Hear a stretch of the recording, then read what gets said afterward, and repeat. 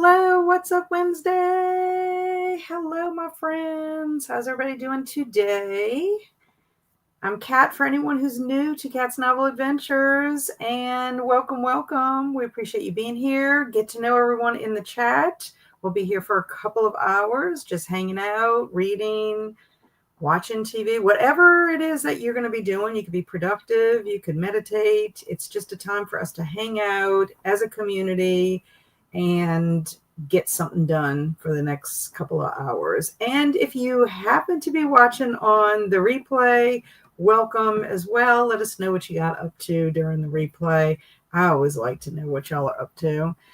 So yes, today is our first Wednesday of June. I'm very excited about that. I don't know why. I guess it's because it's a new month and I have a new pile of possibilities of things to read.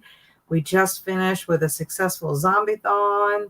And yeah, June is kind of a slow month for me somewhat. I do have an event coming up in the middle of the month, so I am looking forward to that. But yeah, I want to know, what are y'all up to for sprints this evening? Let me know in the comments. I will tell you that I have started reading Lonesome Dove by Larry McMurtry. This book is extremely chunky. I'm already behind. I have broken up because I'm reading this with a couple of people. They're reading Lonesome Dove also, but I put a little schedule for myself in there. You know, anyone can follow it on Discord, but I did not really get to read yesterday. So I've got that yesterday's as well as today to read. I've been a busy bee, but I've made it to chapter 6, page 61. So I'm hoping that maybe I can get through both of my sections, today on sprints. We'll see. But it is a Western. I'm reading this for June on the Range, Big Book Summer, as well as Summer Book Bingo. So it will check off the boxes for all three of those readathons that I am participating in. Summer Book Bingo and Big Book Summer are the entire summer, whereas June on the Range is just for June. So yeah, this is going to be my Western book for June on the Range. And so far, I'm enjoying it. You get to know the characters. I did go yesterday and look up the cast for the miniseries just so I could kind of think about who the actors are that are playing these characters in the miniseries, because I haven't seen the miniseries either. And I'm kind of surprised by some of the people that they chose. Of course, this was like years ago, so I'm thinking about them now. But yeah, Tommy Lee Jones, Robert Duvall, Diane Lane, Robert Urich, Ricky Schroeder. He plays the young boy Newt. So I'm even more excited to watch it after I read this chunky monkey. I know my husband will watch it with me. He won't read the book, but he'll watch the miniseries with me. But yeah, I'm enjoying it so far, and we'll see what happens. I'm just getting to know the characters right now. But what are y'all up to for sprints today? Hello, Michelle. This is my first visit to your reading sprints. I may be hopping in and out a bit, but I just wanted to say hi. Well, welcome, Michelle. We appreciate you being here. When you hop back in, let us know what you're planning to do for sprints this evening. And then our friend Robin is here. Hello, Robin. What are you up to? And hello, Gabrielle. I am doing fine today. I went to OT really early. I had to go an hour earlier than normal. My OT says it looks like my hands are a little less inflamed. They feel a little bit less inflamed. My trigger fingers aren't gone, but at least the inflammation in the rest of my hands are better. And then I also went and got my hair cut today. And I did find out that our sweet Bailey, who we took to the vet on Saturday for vaccinations and blood work, we also had to turn in a stool sample as well as a urine sample. And we found out today that she has a UTI. So I had to also go pick up antibiotics for her. So hopefully those will kick in and she'll be fine. But how are you today? What will you be up to during our sprints? And hello, Travis. I'm still at work for 30 minutes, blah. And then we'll head home, make dinner, and going to work on some homework tonight, but not going to overdo it. I hope not. And Travis will be making simple sausage and cabbage stir fry with couscous tonight. That sounds delicious. That really does sound good. I love cabbage. I've never had stir fry cabbage, but I love cabbage. And if you put like ham or sausage in it, it's one of my faves. And Travis will be reading Desperation by Stephen King. Excellent. I'm glad you're loving it. And maybe in my top 5 King books now, going to read Regulators after, since I know you're supposed to read this back to back. Yes, it has been a long time since I read Desperation and Regulators. My oldest son is 36. So I want to say he was probably maybe around 2nd grade or something. Maybe. Yeah, it's been a while since I have read both of those books. I remember the Regulators reading that when I went to go visit my uncle in Missouri. I do remember it, in St. Louis. And good afternoon, Anne. How are you? How are you feeling? How's your black eye? How's everything going? I hope it has healed for you. And hello, Heidi. I keep starting new books. Last night it was Electric State, a novel with the most spectacular art. It is a post-apocalyptic road trip of a teenage girl and robot. That sounds fun. I love post-apocalyptic stories. And hiya, Carmen. She is hoping everyone is having a great day so far. I'll be reading some Lonesome Dove and doing some baking breakfast cookies. That sounds delicious. I've never heard of breakfast cookies, but that sounds delicious. I mean, just the fact that you're making cookies. And I know that you're enjoying Lonesome Dove. Carmen is my buddy reading friend, along with Stormy and Esther Jane. And we will be starting a Beaumont book this weekend. So I'm very excited. It's book number 6. I personally have been having withdrawal symptoms from Beaumont because I just like him. He's a curmudgeon-y detective, and he's got a soft spot for the pretty ladies, and it always somehow gets him in trouble. But he's a good detective. And Michelle said, I just finished The Boyfriend by Frida McFadden last night. Absolutely loved it. Well, I will be reading my first Frida McFadden this summer. I'm going to read The Housemaid. So I'm excited about finally reading my first one. My friend Tanya gifted that to me. So I'm so happy that I'm finally going to get to read it. I'm planning to read it during Summerween in July. It is on my TBR for that. Hey, Froggy, just got home from some errands, including the used bookstore where I found Fresh Hell. Yay! Awesome. And what's going on with you? Are you home just for the summer, or are you completely finished with all of your studies in Australia? Let me know. I've been kind of out of the loop. So as far as on Kelsey Korn Discord. So what's going on with you with school? And I would love to know. And hello, sweet Kaylin. So glad you're here. Kaylin's telling the chat hello. What are you going to be doing tonight, Kaylin? Highs to Kaylin. I'll be working on organizing my new bookshelf and probably listening to a podcast. Let us know what the podcast is also. Howdy, Swank. Happy Old Maid Day. Happy World Running Day. And happy Hug Your Cat Day.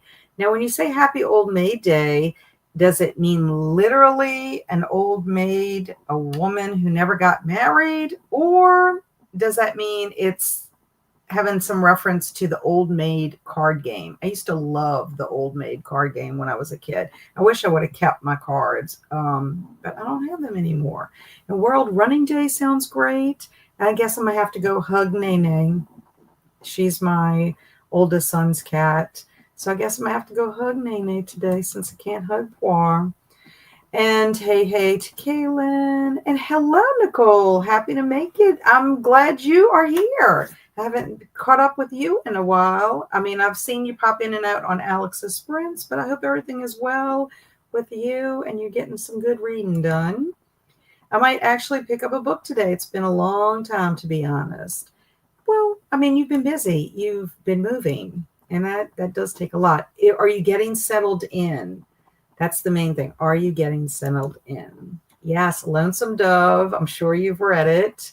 It's my first one. Travis did not like Lonesome Dove and he was bored with it, but that's okay. Maybe you would enjoy the miniseries instead, Travis. And highs to Michelle and Travis.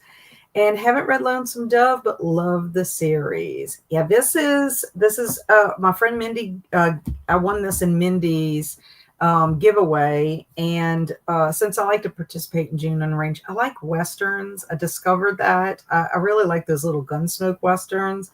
But when I won Lonesome Dove, I was like excited. I'm like, that is what I'm going to do for the summer because I have more time to read a chunkier book. So I'm glad to hear that. Except for Travis, everybody who's ever read Lonesome Dove or has watched the series, I've heard all wonderful things about it. So, and not every book works for everybody, which is fair. And Froggy said, I was just looking into Lonesome Dove yesterday, didn't realize it wasn't a standalone. It is not. And what's weird is on the back of my book, it says it's the third book in the Lonesome Dove tetralogy, but then I found out that it's the first book in the series.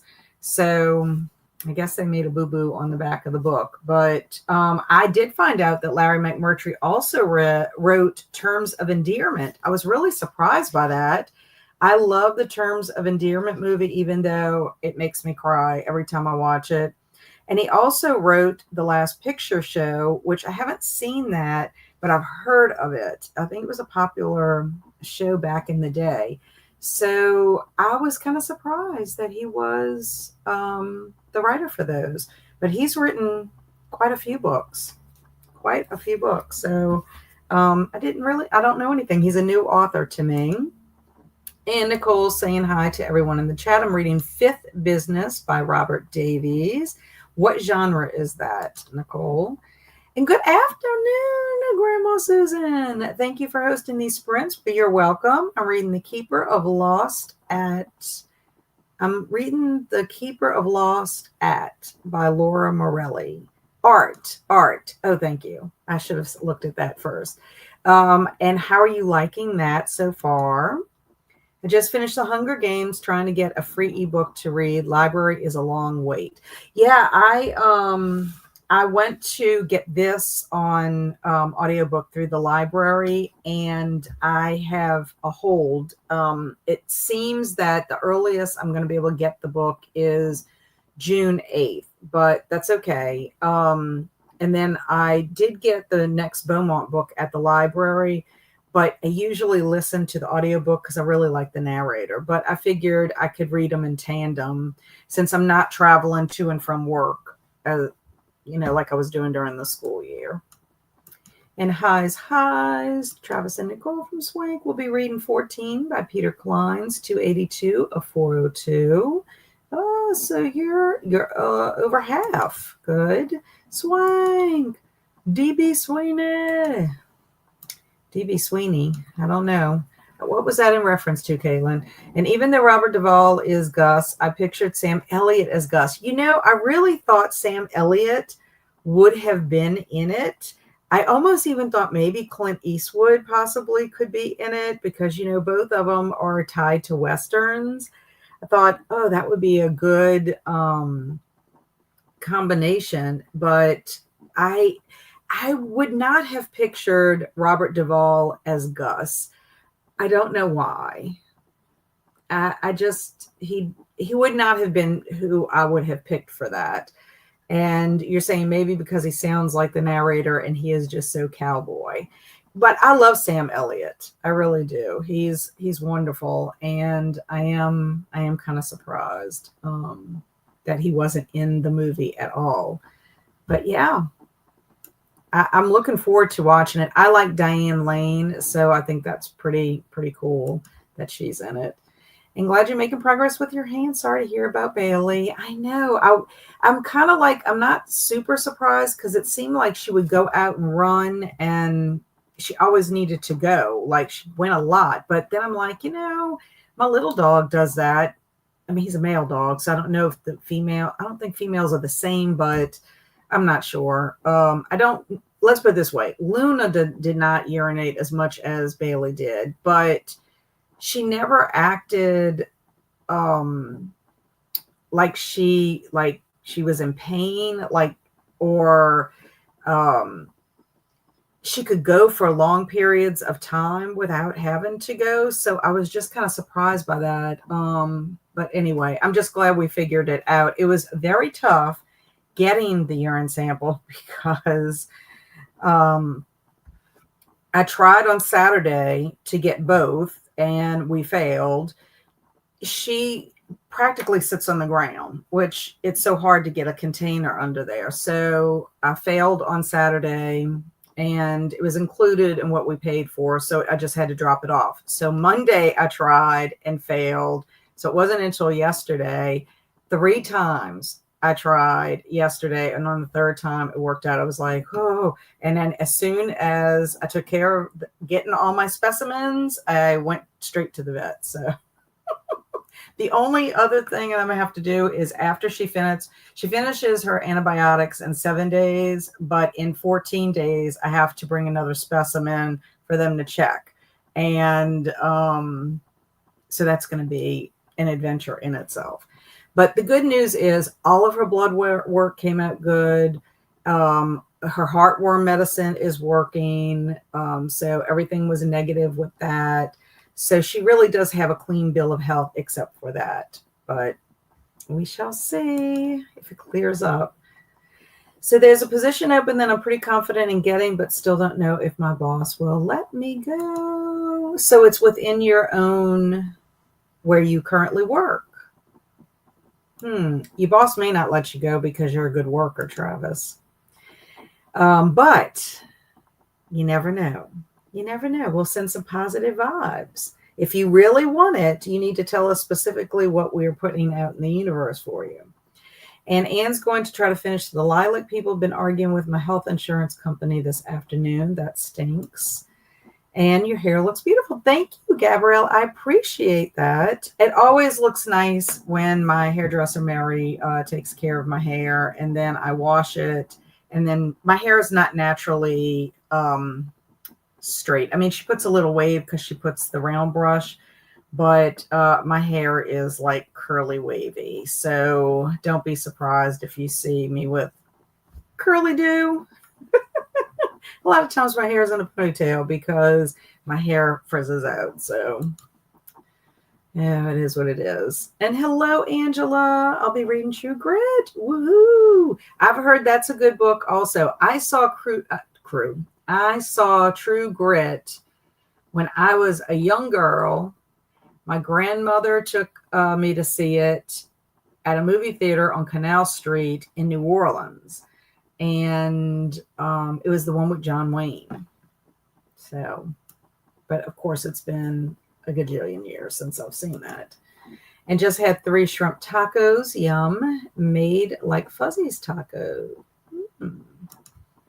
And reading Better Off Red by Nora Page, getting ready for starting Beaumont. Can't wait. I too have had withdrawals. I'm so excited. Welcome, Esther Jane. I have to tell you that Beaumont is probably becoming one of my favorite literary characters, right up there with like Kay Scarpetta. I wish they could kind of meet because I could think Kay Scarpetta would be like, first of all, he would find Kay gorgeous and would want to try to date her. I could tell you that much. But Kay would probably kind of put him in his place because of all his curmudgeon-y stuff. You know, sometimes both can get a little gruff. And hello to Angela Grant from Travis and Swank. What's up? I'm good. Been a busy day, but a good day. Reading for some prompts for the amazing readathon. Too many fun books to choose from. That's exciting. I know quite a few people that are participating in Amazing Readathon. They seem like they're having a lot of fun. And Anne's eye is a lot better. It still has 9 days. Yeah, I'm sad that happened to you. My eyes are the one thing, like I'm always wanting to protect them. So I don't like anything to happen to them. Nobody likes anything to happen to their eyes. But it's like also, too, when you wear glasses, I find you're always at a an extra level of an issue, because if you fall, like in your case, or you get hit in the face.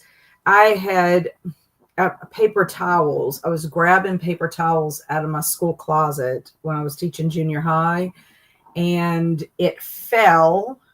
I reached for one paper towel, the other one fell, knocked my glasses off my face, and the pin that holds your glasses together flung out, could never find it. So my husband had to kind of put it together. I could have went to the eye doctor, but at the time I was seeing somebody in Metairie, and I was not driving all the way to Metairie for it. He was able to get a piece in there, but what was annoying was the piece he put in there had like a pointy part.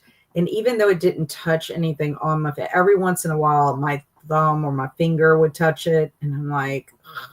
So it annoyed me. But I don't wear those glasses anymore, so it's all fine. I think it's both. You think it's both? What did I ask you, Swank? Oh, I'm telling you, I'm a little tired today. I have to tell you that story, but I don't know what that's in reference to. I'm sorry, Swank. My class schedule was a bit weird, so I have a long break. I'll probably be going back to Australia next week. And then I'll be there only until August, and then I'll be back for good. So when you go back, okay, so you may go back next week. You'll only be there till August, like end of August, and then you'll be back for good. Wow. I'm just like in awe of your adventure. I would love to go to Australia. With you studying in Australia, would it be easier for you to get citizenship there? Well, I don't know, because Froggy hasn't been there for years and years. Don't you have to be there for a certain amount of time? And hey, Amanda, I'm reading a point horror book called The Phantom by Barbara Steiner. Are you liking it? And I still have a really pretty floppy paperback of Lonesome Dove that I don't want to get rid of. That's funny. And not really, it's still pretty tough. I don't have a cat to hug, but I have a crazy ferret. I am so jelly, Gabrielle. Which they say I like cats. I love ferrets. Cats are my favorite, but ferrets are my second favorite. I've had 3 in my lifetime. I had one when I was younger. We got it because my uncle, well, my aunt was afraid of it because the ferret would chase her all over the place. So he had to get rid of it. So he gave it to my dad, and we weren't really prepared to have this ferret. And somehow it got out and we never saw it again. So I was really devastated about that. And I do have a picture of myself with the ferret. I'll have to dig it up. But we ended up adopting ferrets from a lady that worked with my mom, and had them until they passed. Andrew was young. Andrew was probably in 1st grade, going into 2nd grade, I think. And he's now 23. So it's been a while since we have him. But the ones we had that we adopted, their names were Zig and Zag. Andrew named them, like Zigzag. So he thought that would be funny. But they were so cute. I loved them. And I wouldn't mind having another ferret again. But they are so expensive now. They were kind of pricey back in the day, but like they're really, really pricey. Now, if there was probably a rescue or something in our area, I probably could adopt one. But I have 3 dogs now, so I won't be getting a ferret anytime soon. But that is exciting. Yes, hug your ferret. Hug your ferret. And maybe when I'm old, I'll like it. I'm pretty sure King has said Lonesome Dove is his favorite book. Woohoo! That would be awesome. I know Stephen King kind of changes his favorites sometimes, so I don't know. I have to look in the On Writing. I need to look at the On Writing book and see if Lonesome Dove is listed on that list he has in the back of the book. I have to hug our cat. Yay. Maybe I can try the audiobook for Lonesome Dove. Shall see how the month goes. You could try it. It just may be reading it with your eyeballs. You need the action, of a really great narrator. I think it's the 3rd book in the series, but the 1st book written. So 2 of them are prequels.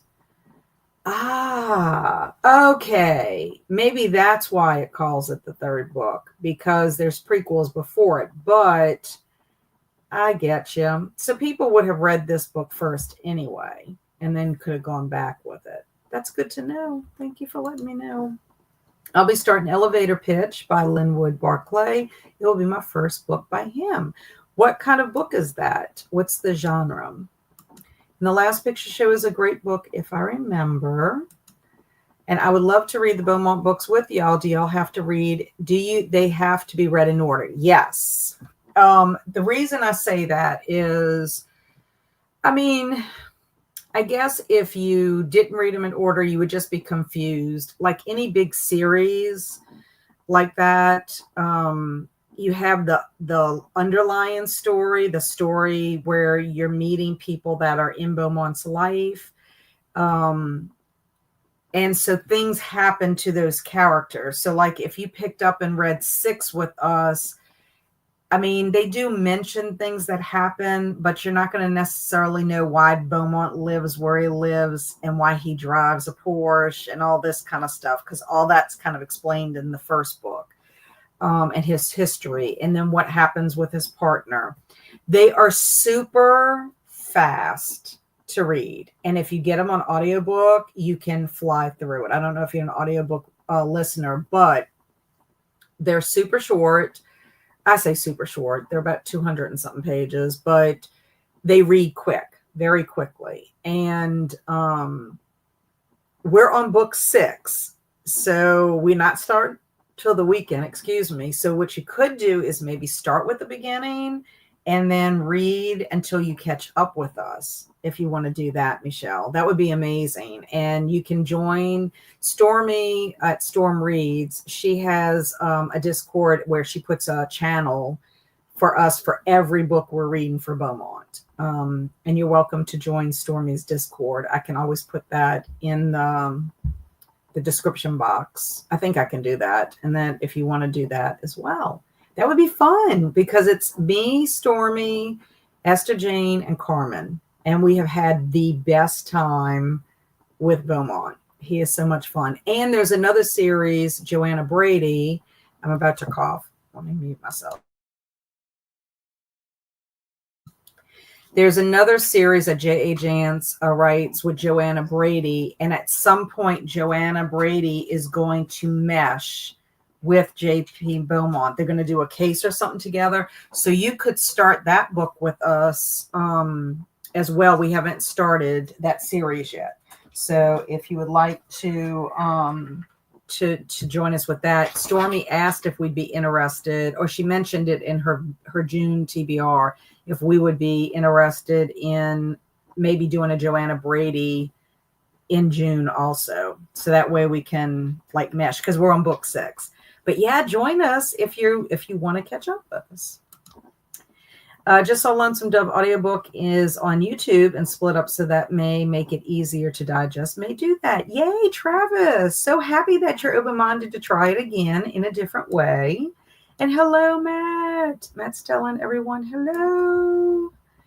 And then my things went flying up. Oh, my goodness. That's so weird. They get stuck. And then I click, and then it flings up. I think D.B. Sweeney was in Lonesome Dove, Cat. It's funny because you mentioned Sam Elliott, and I was thinking he would have been in the movie too. Cowboy type, handsome too. Oh, very handsome. I'll have to look in my, if I have him on Letterboxd. There's a movie that I saw with him in it. It was kind of a sad movie.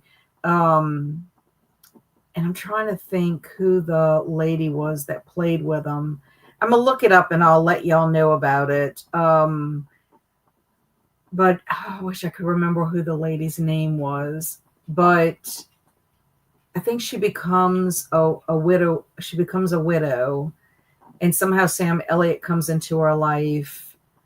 And it was really a wonderful movie. It was on Netflix for the longest time. And I like Sam Elliott. And I don't know if y'all know, but he's married to Catherine Ross, who is also a really good actress. She was in the Stepford Wives, the original movie, but very pretty. But Yeah, I'm going to have to write that movie down. I'm going to have to look it up because it was really a good movie.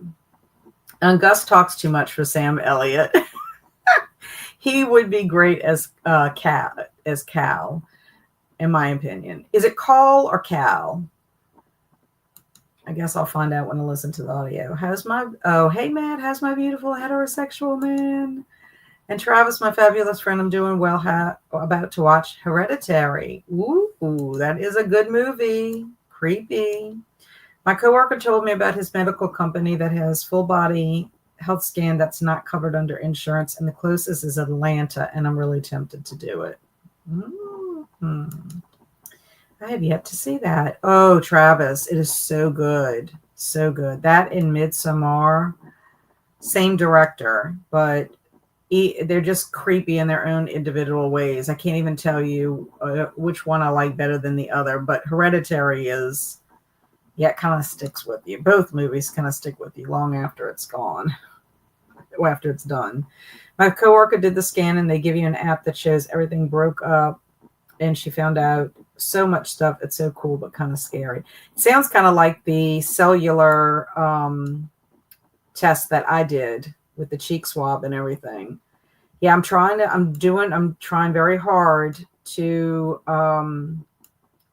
not eat the stuff that they're saying are my triggers. And I'm trying very hard. I have to do a lot of detoxing in the house and take my detox protocol. So, and I have been remembering my pills much more, all my little detox pills I have to take or whatever. So we'll see. And Love True Grit, Old Maid. Oh, the game. Okay, both. Having to do with both. Okay, yeah. I love the game. I wish I would have had my cards, because now if they have an Old Maid card game, it's probably been more modernized. But I just love that game. Ferrets stink. I don't think so. I think they smell good, but I will tell you, and Kaylin says they have a distinctive smell. Our ferrets didn't have, they were fixed, and they were boys, but they were fixed, and they also had their musk gland or whatever removed. We didn't do that. That's how they came. So what I did was I bathed them once a week.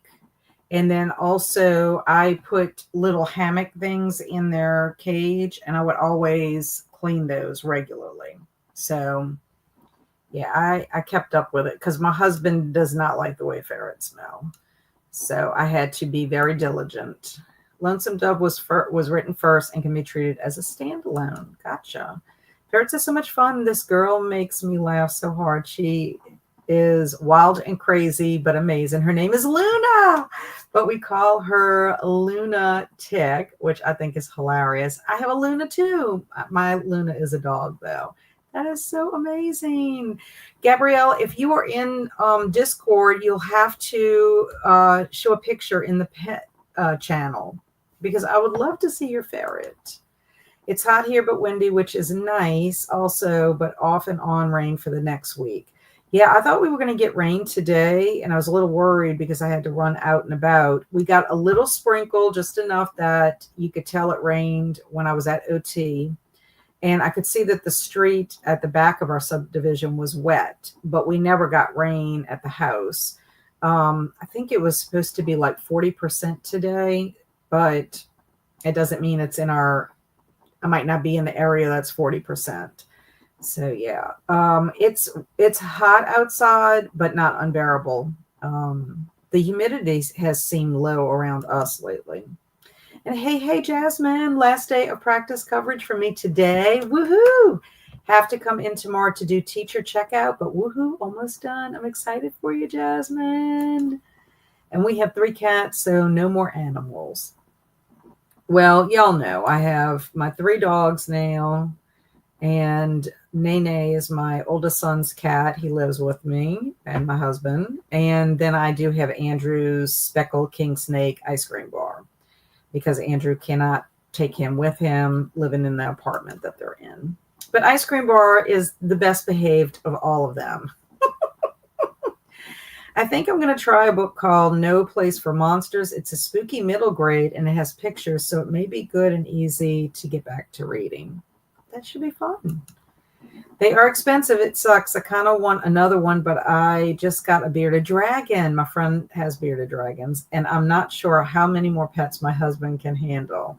I got you. My friend Karen has bearded dragons, and she's always, whenever they have a dormant time, but it's a special name for it that I cannot remember.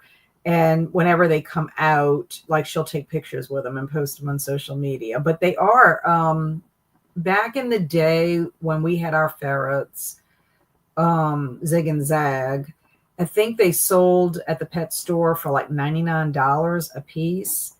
At Petco, they are $400 a piece. And they were running a special where you could get like $50 off. I'm like, I can't. I cannot. I can't anyway, because I can't with my dogs. We have like Wild Kingdom here as it is.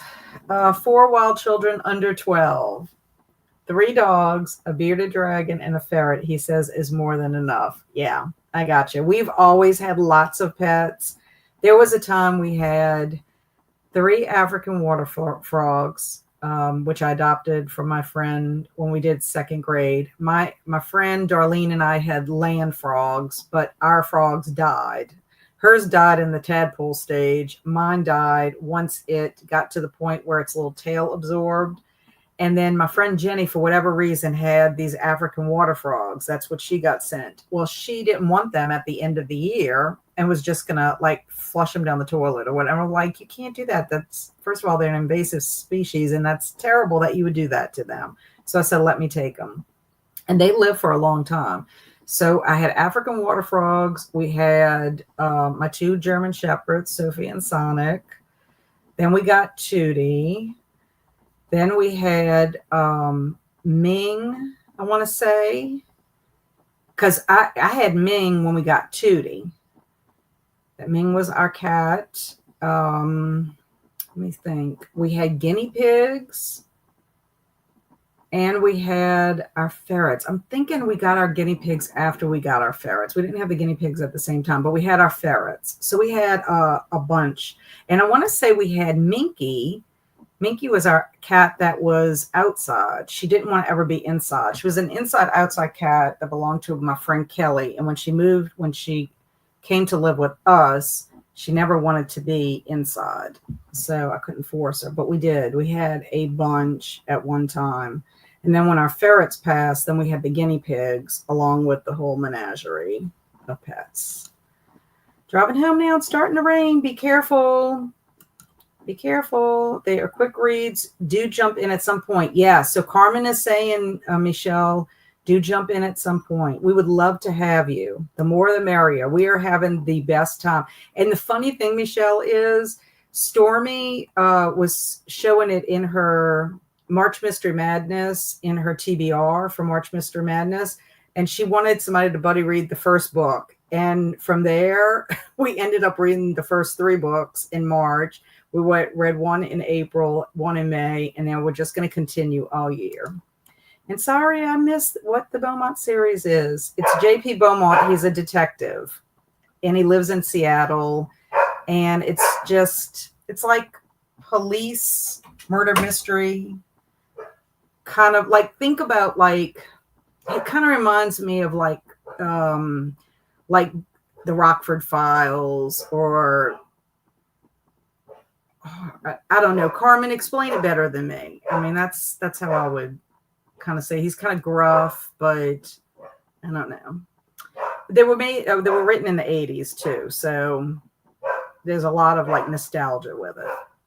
And safe drive to Travis. Be safe, Travis. Alex, hello. How are you? Are you home? Are you home, my friend? So happy you popped in. And Esther Jane said, I started 3 books late and read them so I could join the 4th. Yes, fast read, and I eyeball read. So Esther Jane is also encouraging you to join us, Michelle. Mama Maggie, here to leave a like. Thank you, my friend. And Hereditary was really good. I agree. Hereditary, no. That and Midsommar disturbed me like few other movies, and I don't scare easily. So disturbing. They are very disturbing. Hello, my sweet Emma. How are you? Welcome, welcome. And Midsommar's top 5 horror movies. Hey, Amber. Can't be here for sprints today. About to go to a trivia night. Fun with some friends, but wanted to stop in to say hi and happy reading to everyone. Have fun. I hope your team wins, Amber. I know you haven't all booped that like button. Get on it. Thank you, Emma, for reminding everyone. Ferrets do have a unique smell. Mine smells like waffles, but not like fresh waffles. More like waffles you left in the microwave for a day. Everyone said they would stink. I think they smell good. They're musky. They don't bother me. I think they smell good, honestly. But I think mine smells better than my dog's. Yes, because dogs get that wet dog smell that's like if they're out there sweating. I've set timers on my phone for my morning and evening meds. It helps so much. That's what my son suggested. Yeah, I'm behind him on the protocol because he's doing 728 with me. It's about 728. I'll join in now and send some pictures over. Yay! Excellent. My link to my Discord is in the description box below. I have 2 Discords, but the one that is Cat's Novel Adventures. That's my channel one. Thank you. I will go ahead and get started on the first Beaumont book, and then maybe I can get caught up before you read the 7th one. I do have access to audiobooks as well. And I will tell you, it's the same guy who reads the books, Eugene something. And it's just something about his voice and the way he reads it. He is perfect for Beaumont. And, I think you'll enjoy it. We've really have enjoyed it. And if you are nostalgic for like the 80s, I think that you'll appreciate like just seeing like old technology and the fact that they can't just call on a cell phone to solve something. And also Carmen lived and worked in Seattle area. So a lot of the places that they talk about, Carmen knows, about that, which I think is pretty neat when she shares it. And I'm friends with Stormy. She's so much fun. I will definitely start the other series with y'all. Yay! I'm so excited. I'm very excited. This lady was supposed to call me from the insurance company, but since it's after 5, forget that. Wow. Now, I thought there are some insurance companies that do stay open later. I know we've had to call later in the evening. I don't know how much later, but I guess it depends on your insurance company. Jen just finished tutoring, reading the Thursday Murder Club for the Comfy Cozy Book Club, and also a prompt for the Amazing Race. How are you feeling? I know that you were feeling, you weren't feeling well. So how are you feeling now? I remember my mom bought me a hermit crab from the beach, and me being a future environmental scientist, I told her that it wasn't going to live in a small enclosure and have painted shells. Oh my goodness. My friend got a hermit crab for her kids, and it didn't live very long, but I think they're kind of cute. One of my favorite things to do when we go to the beach is to go on the beach and at nighttime and look for the crabs with our flashlights. Just posted her and my dragon on Discord. Hope they make you smile. They both are amazing and fun pets. I'm going to look them up right now because I'm going to show everybody. That is so fun. Yeah, I'm just going to have to live through you with your ferret to make me feel close to one. Oh my gosh. That face. Look at that face. Luna is beautiful. Look at her little paws. Oh my God. I could kiss her face. Look how cute. Oh, I can't wait to show my husband. I can't wait to show my son, Andrew. I really cannot. Look. Precious.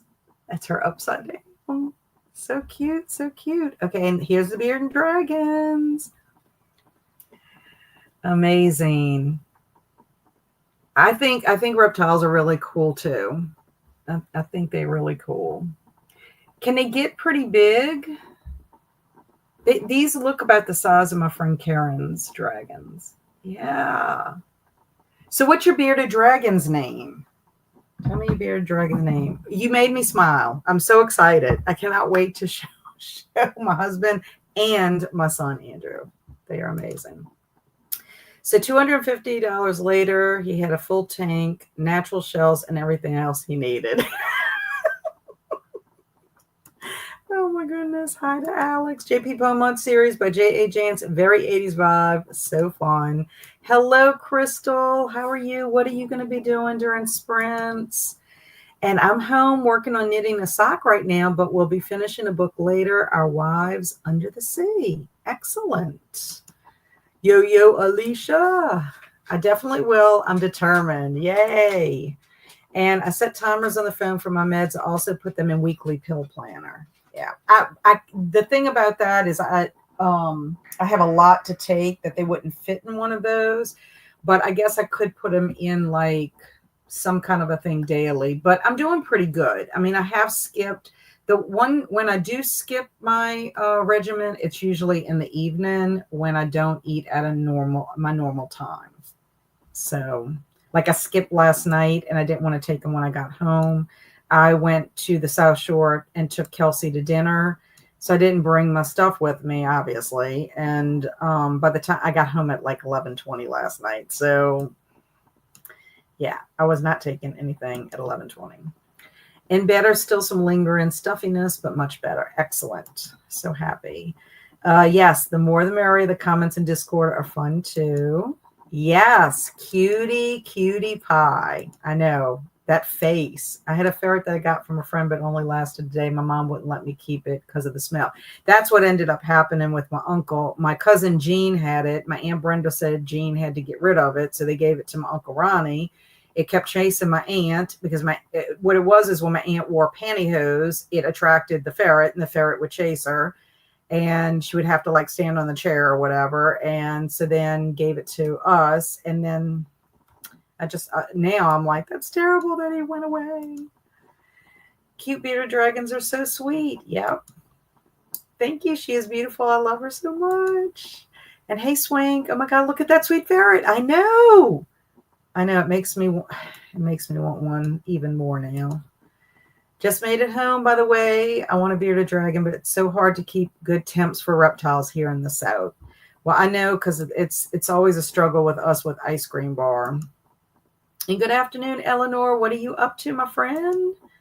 A neighbor came over this afternoon and said a deer had crashed through her sliding glass door. Oh, that's sad. That is so sad.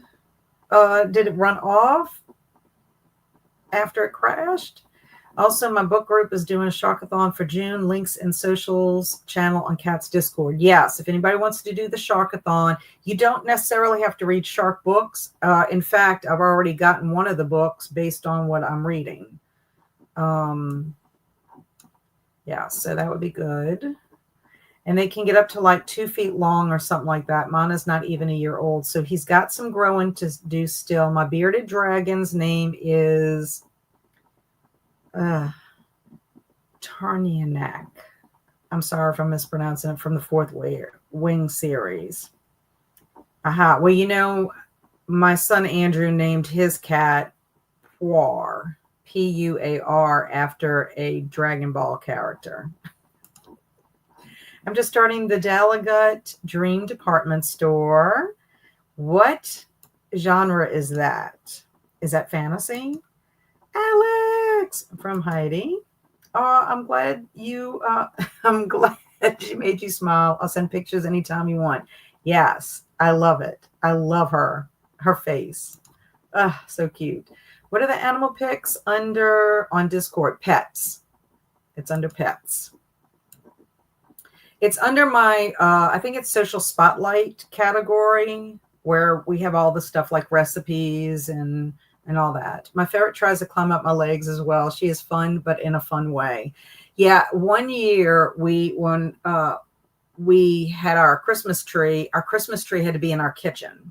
and we had to put a gate so that they could not get to it because we knew that they would be in the Christmas tree the whole entire time. So that happened. And then another year, I bought this artificial blue tree, and it was like kind of like a tabletop tree that we had on a kitchen table. Then we'd have to move it when we ate and everything. It was just, we could not, it was always like a challenge with them. And you have to watch it because they're so good at getting under stuff. We have big armoire at the time, and there was a hole in the drawer, and we were frantic because we could not find them. And we looked everywhere. And Andrew's like, what if they're in the armoire? I'm like, how could they get in there? And sure enough, we opened the drawer and they were sleeping in the drawer. They also found a hole under one of our sofa that we had at the time. I don't know if they created the hole, if the hole just was there, and they would get up into the sofa sometimes. I'm like, but they're so much fun. So much fun. And Eleanor's reading The Devils. One of the characters is a female werewolf, and she is a killing machine. That sounds like a fun ride. And Hey to Travis from Angela. She's my favorite character, Eleanor. My bearded dragon is so sweet. He loves to cuddle and just hang out with me. I hand feed him, and he's so gentle and sweet. Yeah, Karen loves her bearded dragons. She loves them. And D.B. Sweeney is the character who is pining for the prostitute in Lonesome Dove. Robert Urich also has a big role, as well as Angelica Houston. Yes. Okay, so D.B. Sweeney is a different name than in here. This guy's name is Dishwater. So they changed the name.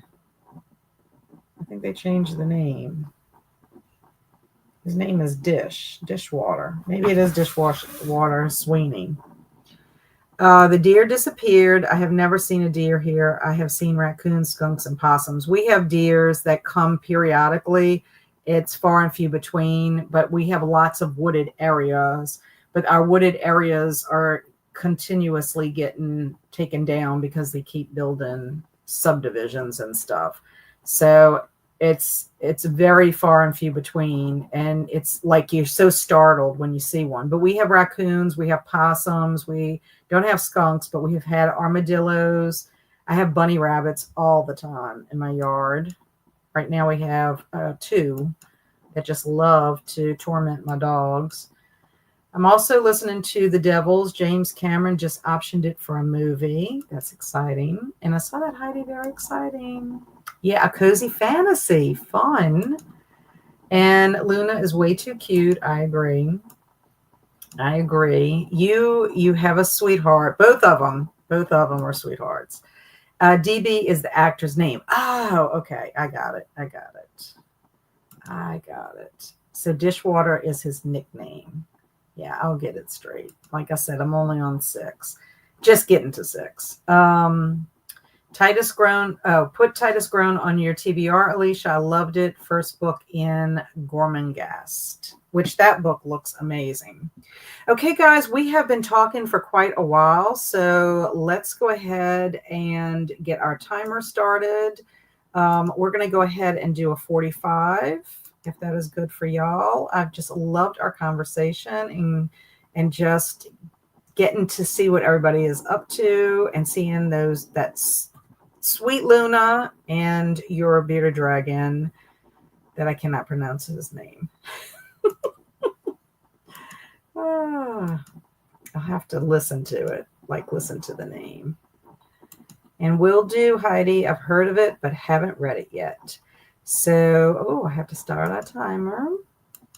Happy sprinting, everyone. And I'll see you in a little bit. I'm going to go eat dinner. Oh, sorry about that.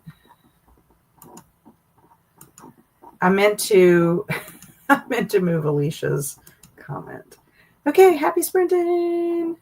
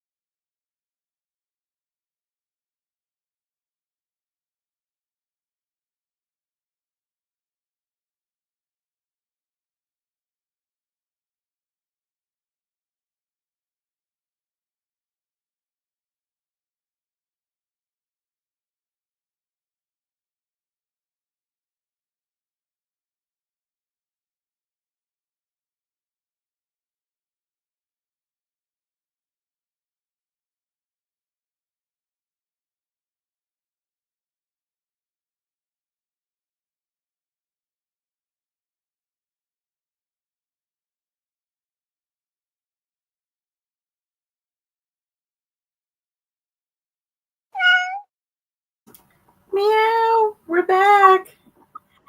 And guess who's with me? It's me. It's Alex from Frank Fiction. How is everybody doing? How are you, Kat?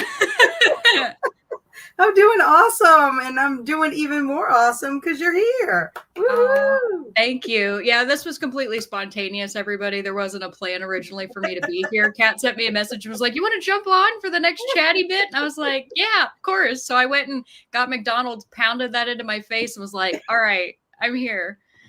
So thank you for the invitation.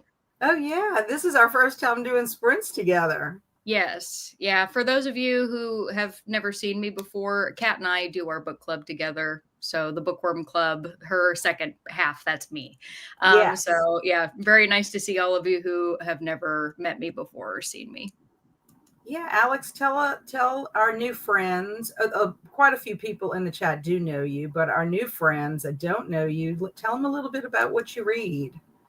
Yeah, I read a pretty wide variety of books. I would say the biggest genres that I tend to stick to are definitely science fiction, fantasy, and horror. Um, that's kind of like my most comfortable area. And then I also read some like thrillers, historical fiction, contemporary fiction, literary fiction, things like that. Kat actually is one of the people who helped get me back into reading middle grade, which is something I hadn't read in years and I didn't think I was allowed to read as an adult. So, in the time since I've known her, which has really been since the beginning of really both of our booktube journeys at this point, we've Yeah, kind of known each other since the beginning. It's hard to believe, Kat, we've known each other for multiple years I know. at I this know. point. Isn't that exciting? It is exciting. So, yeah, Kat has helped to inform some of my reading choices, and I might be able to inform one of hers. Kat, have you read this yet? No, I have not. Oh my God. I would I'm love it. I'm going to tell you right now, this should have been a book club choice, and the fact that it isn't, you're going to really like it. Highly recommend. It's a great book. I So, it like the was cover. Yeah, it's cool. It was a recommendation actually from one of my subscribers, and I didn't know how I was gonna feel about it. This was a book I picked up at Powell's City of Books, and it's so much more than I was expecting it to be, and it's broken up into 5 parts, one for each of the different levels of the ocean. So you have the sunlight zone, the midnight zone, twilight zone, abyssal zone, and hadal zone. And Oh, wow. I just got to hadal zone.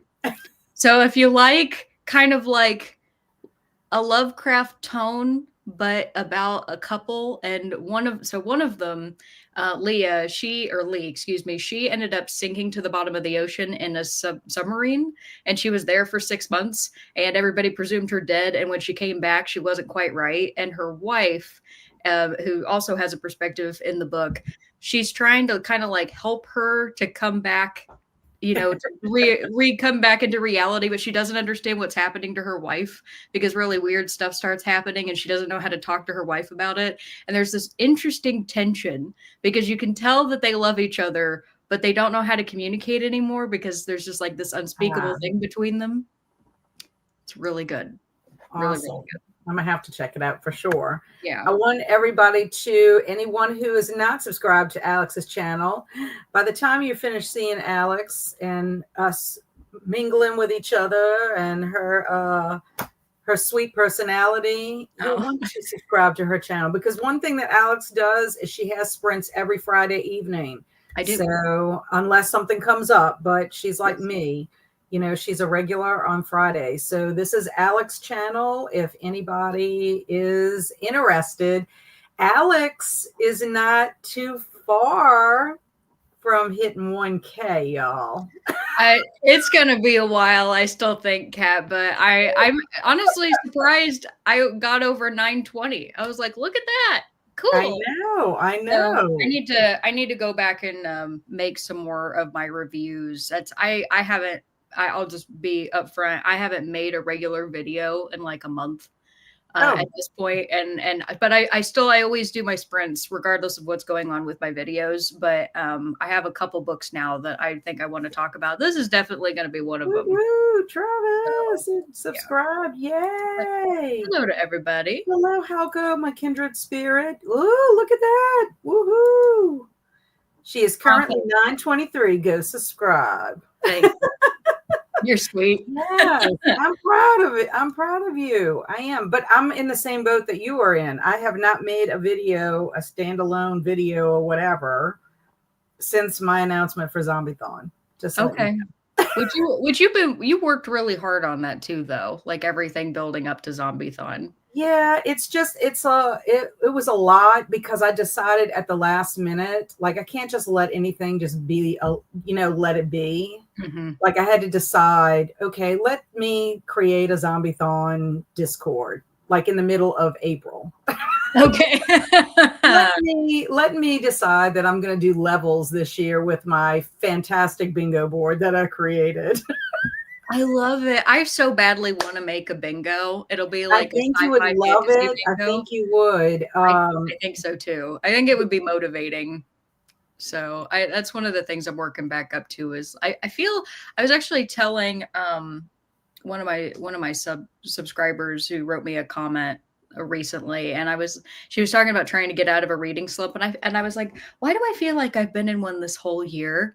Like this is just not my normal level of reading, and so the fact that I pretty much devoured this book makes me very happy. I'm very Yeah. grateful. And I'm very, very excited. Do you have a copy of Chain Gang All Stars next to you? Of Is it right course. next to you where you can Yes. show? Yes. Okay, please show because It's I want right to here, grab actually. it. Okay, so for anyone that doesn't know, Alex mentioned we run a book club together called the Bookworm Club, Mhm. and we read a book every 2 months. So Yes. this is this is our May, June selection, Chain Gang All Stars. We read a variety of genres. So we don't read just one genre. We've already read what we would consider a horror, historical horror thriller, which was Winter People. Winter People. And then we read the Spell Shop, which is cottagecore, which Yes. is like a cozy fantasy. And now we're reading a science fiction dystopian type novel here, Chain Gang All Stars. I'm super excited about getting to this one. It Me just too. sounds incredible. Yes. I've Incredible. only heard good things about this book. I haven't heard a single person who has said that they didn't like Yeah. this. So I'm feeling optimistic. Yeah. Also, what a great cover. I know. The covers, and in fact, I can count it for Summer Book Bingo because of the yellow. Nice. I So love I'm that. so excited about it. Very excited. I'm going to use it for the yellow cover instead of the science fiction fantasy prompt, just because I might read a science fiction fantasy, another science fiction, but then maybe a fantasy. Absolutely. So, and you've got a couple of people that subscribe. I'm I so appreciate that. excited. Thank you. Woot woot. So what did you said you ate McDonald's. I did. Yeah. Did you do anything else besides eating your McDonald's? After I got home. No, I was working, and then right after I got off of work, I saw that your sprints were on. Came on, said hello. I was working on knitting a sock. I'm making the pair, the companion to this sock, which is for my partner Keaton. He picked out this yarn, so I'm making him some socks. And Carmen makes socks too. Oh, nice. Yes, Carmen's my buddy reading partner. One of my buddy reading partners for the Beaumont police books that we're reading together.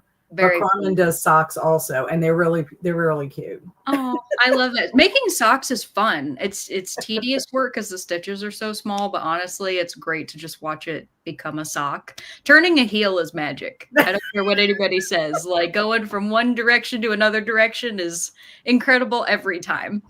But yeah, and then I was actually gearing up to start getting into this, and you messaged me, and I was like, well, I'm starving. So, and I did not want to eat on camera because that is not pretty.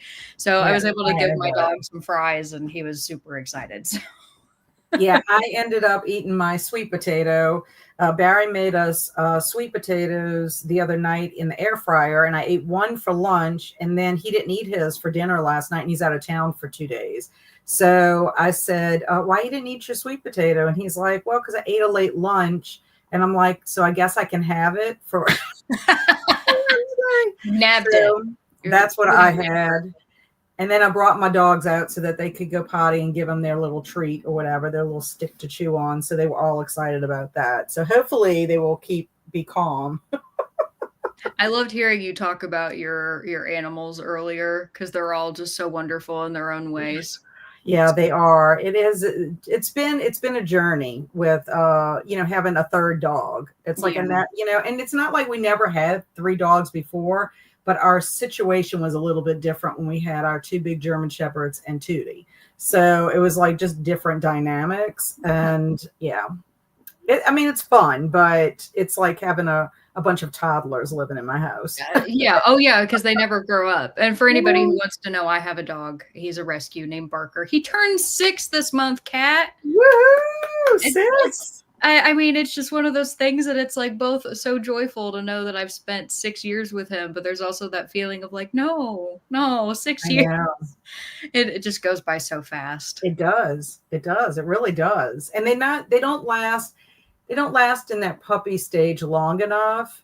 You know what I'm saying? Like I didn't know Tootie as a puppy and I didn't know Bailey as a puppy, which I think they both would have been absolutely adorable. But we had Luna. We got Luna when she was about 10 weeks old. And it was like it just flew. Yeah. Like I can if I didn't have pictures of Luna as a baby, it would be like I can't remember it because she's ginormous. I That mean, she's makes like sense. 70 something pounds. Oh, see, Barker's the opposite because he's a small breed dog. Yeah. So, I mean, he's twice as big as he was when I got him, but still, that's only twice as big, Yeah. right? Because he was about 10 pounds when he was 3 months old, and they were like, "Oh yeah, he's gonna double in size. Just wait." And he's about 25 now. Yeah. So, Tootie's around 23. So, I mean, he's about the size of Barker. And Bailey is 54.6, I think, is what she is. okay, But, I mean, she's mid-size. So I have a small, a middle, and a large. I mean, Luna's not the largest one. Sonic, our male German Shepherd, was about 110. So that's ginormous. But I don't know. When you see Luna compared to the other two, she's just. And when we had Bailey shaved, so we could get the mats and everything off of her, Bailey looked even smaller. Like she just seemed bigger, but now she seems really small. oh, So Anne says, when we are out of town, I will move the cat condo in front of the door so the deer won't get to the door. oh, Sounds good. Because she was saying that a neighbor had a deer run into the door. And have you and Barry watched the TV show Longmire? You will love it. He's a sheriff, but really a modern cowboy type series based on books. I believe it's Lee Diamond Phillips that plays in Longmire, or am I wrong about that? We have not watched it. Barry and I have so many programs to watch, and the issue is we generally have the weekend. That's it. So we have to do basically, do we want to watch a TV show episode? Do we want to watch a movie? Is it early enough that we could watch a movie and a TV episode? So sometimes it takes us a million years to get through a TV series. we're the same way. Oh my gosh. Yeah, Keaton and I, we tend, unless we're feeling really good one day where we're like, oh, we could watch another episode and do two. Most days we get like 1 hour episode in of something. And that's Yes. the most that we can handle. I Yes. don't know if it's attention span. It's probably me, really. I mean, he might continue to watch it if it weren't for me being like, okay, I need to get up and move or something. I'm not very good at sitting down for long. Well, Barry just is tired by the point, like he starts getting sleepy. And so for him, he works, gets up super early and then he works long hours. And, if it's the weekend, he's in the yard working constantly outside. And so it's like his time to relax. But the minute he sits, it's almost like, okay, not sure. So sometimes he's like, let's start at like 5:30. And maybe I could get through it. And I'm like, I mean, I have to give them props for at least trying. But Yeah. I mean, we're caught up on all of our series that we have watched. Like we're waiting for Wednesday to come back out, Stranger Things, Resident Evil. We're waiting, not Evil, Resident Alien. We're waiting for those three. But he wants to do a rewatch with me of the X-Files. But that is like 9 seasons. And like the first two seasons are like 24 and 25 episodes each. Oh, I mean, it was wow. back in the day when they had tons of episodes. Mhm. So I had started watching the X-Files because I was going to do both seasons for Old School April. But then he came in when I was in the middle of watching one and he's like, I only watched the first 4, and he's like, "Oh, they look so young. I really would like to rewatch that." And so I'm like, "There's no way, as much as I love the X-Files, that I'm going to watch 2 seasons and then go back and watch 2 seasons with him again." So I said, "Okay, I'll stop, and I'm going to do 2 seasons of Seinfeld." Okay. And then I'll rewatch those 4 with him. And I do have some X-Files books, so I think I'm going to read along with them because while we watch, because it takes us forever to watch a series. So, That's fair. And I've never seen X-Files, but I know that I need to because that's totally my thing. I don't know why I oh haven't my watched it. gosh, the X-Files. Oh, Alex, you should watch the X-Files with us. I love, it's my favorite show. It is Okay. actually my absolute favorite show. I mean, I have lots of favorites, don't get me Mhm. wrong, but like that is my show that I love the dynamics between Mulder and Scully. And they got the little story, and then you got all these episodes. Every once in a while you have an episode about a monster, and then you've got the science fiction, like the conspiracy, what is the government hiding kind of stuff, and That's Mulder really wants to believe. And so what you have is you have Mulder who's believing in aliens and that there's something out there, and then you've got Scully who's the scientist who is cool. basically hired by the government to debunk Mulder.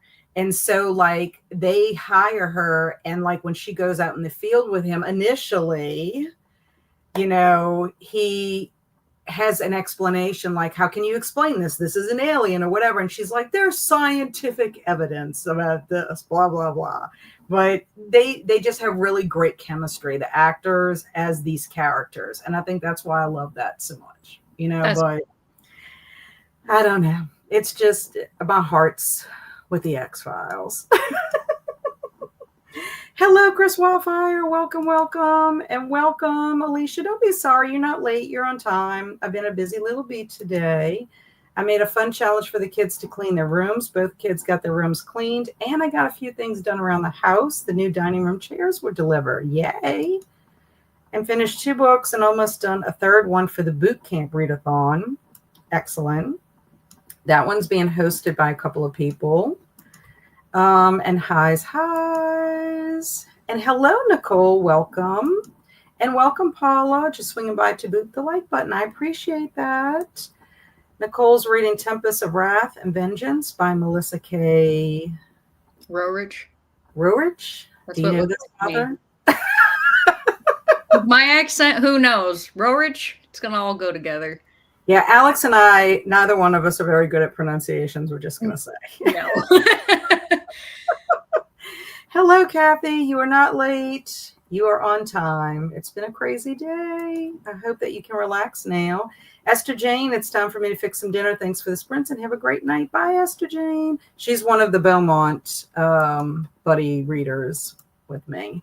I just finished cooking dinner. It's so good. I'll put recipe in Discord. Yum. He did sausage and cabbage stir fry with couscous.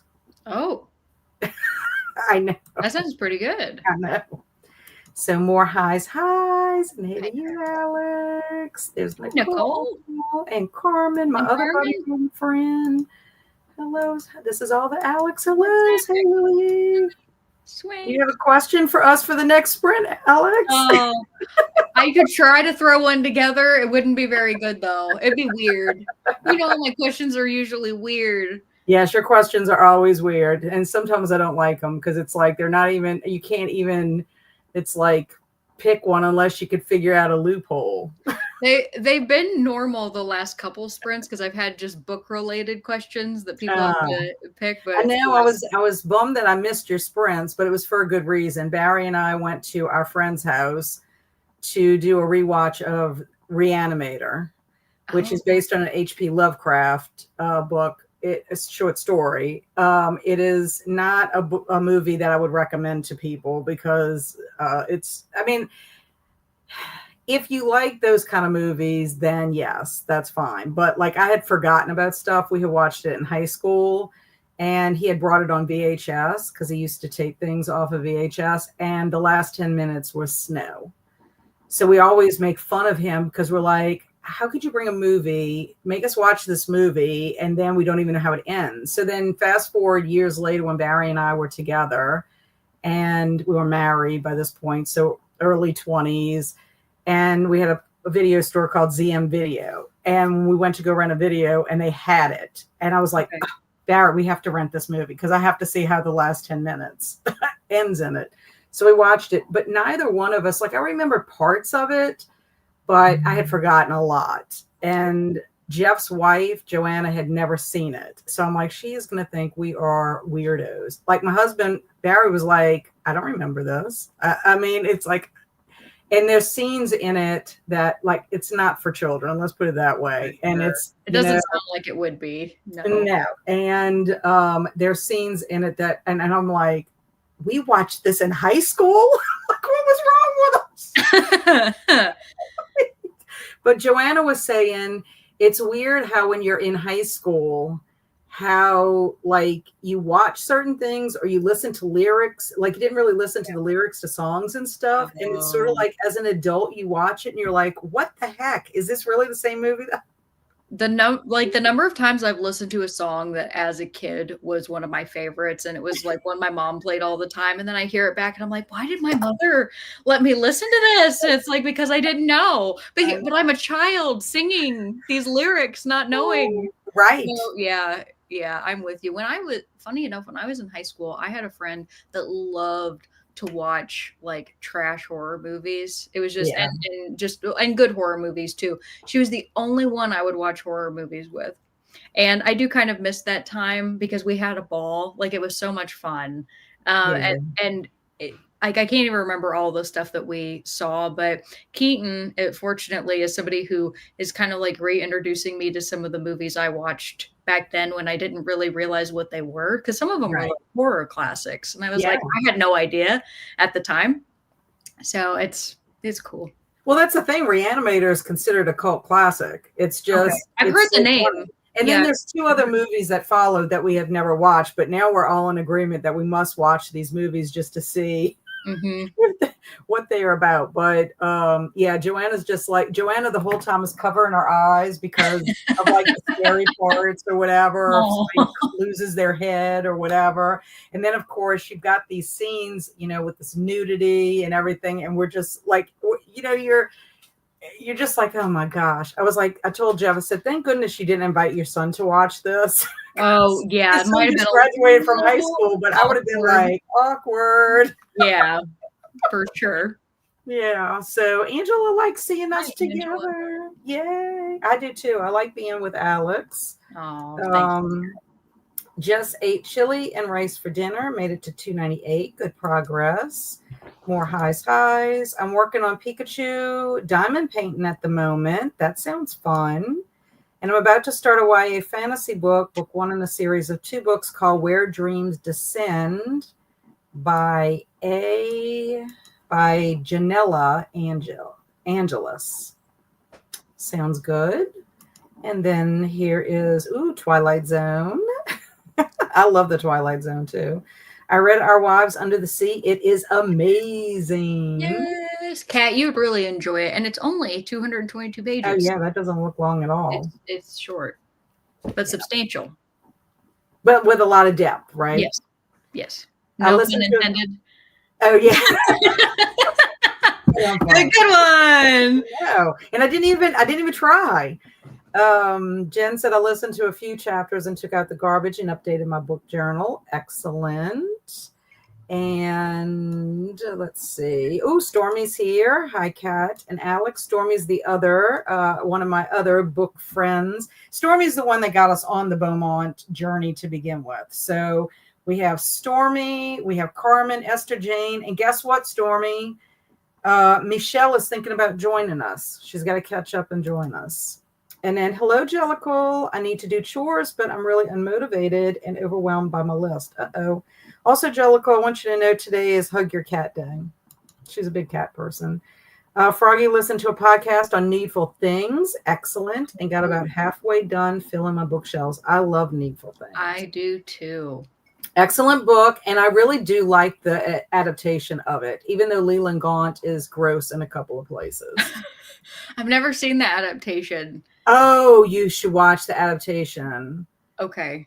You should. I remember seeing it in the theater because a friend of mine got free comp tickets and invited me to go. So we crack up even still today. Like if I'm trying to describe a gross person or whatever, and I'm like, like on the level of Leland Gone, and then she'll get the understanding of it. It's Okay. Max von I think it's Max von Sydow. Sydow, I think, plays the part, and Bonnie Bedelia, who plays the female lead in Die Hard, is Oh. the woman that, Oh, yeah, so she's in it. she's And great.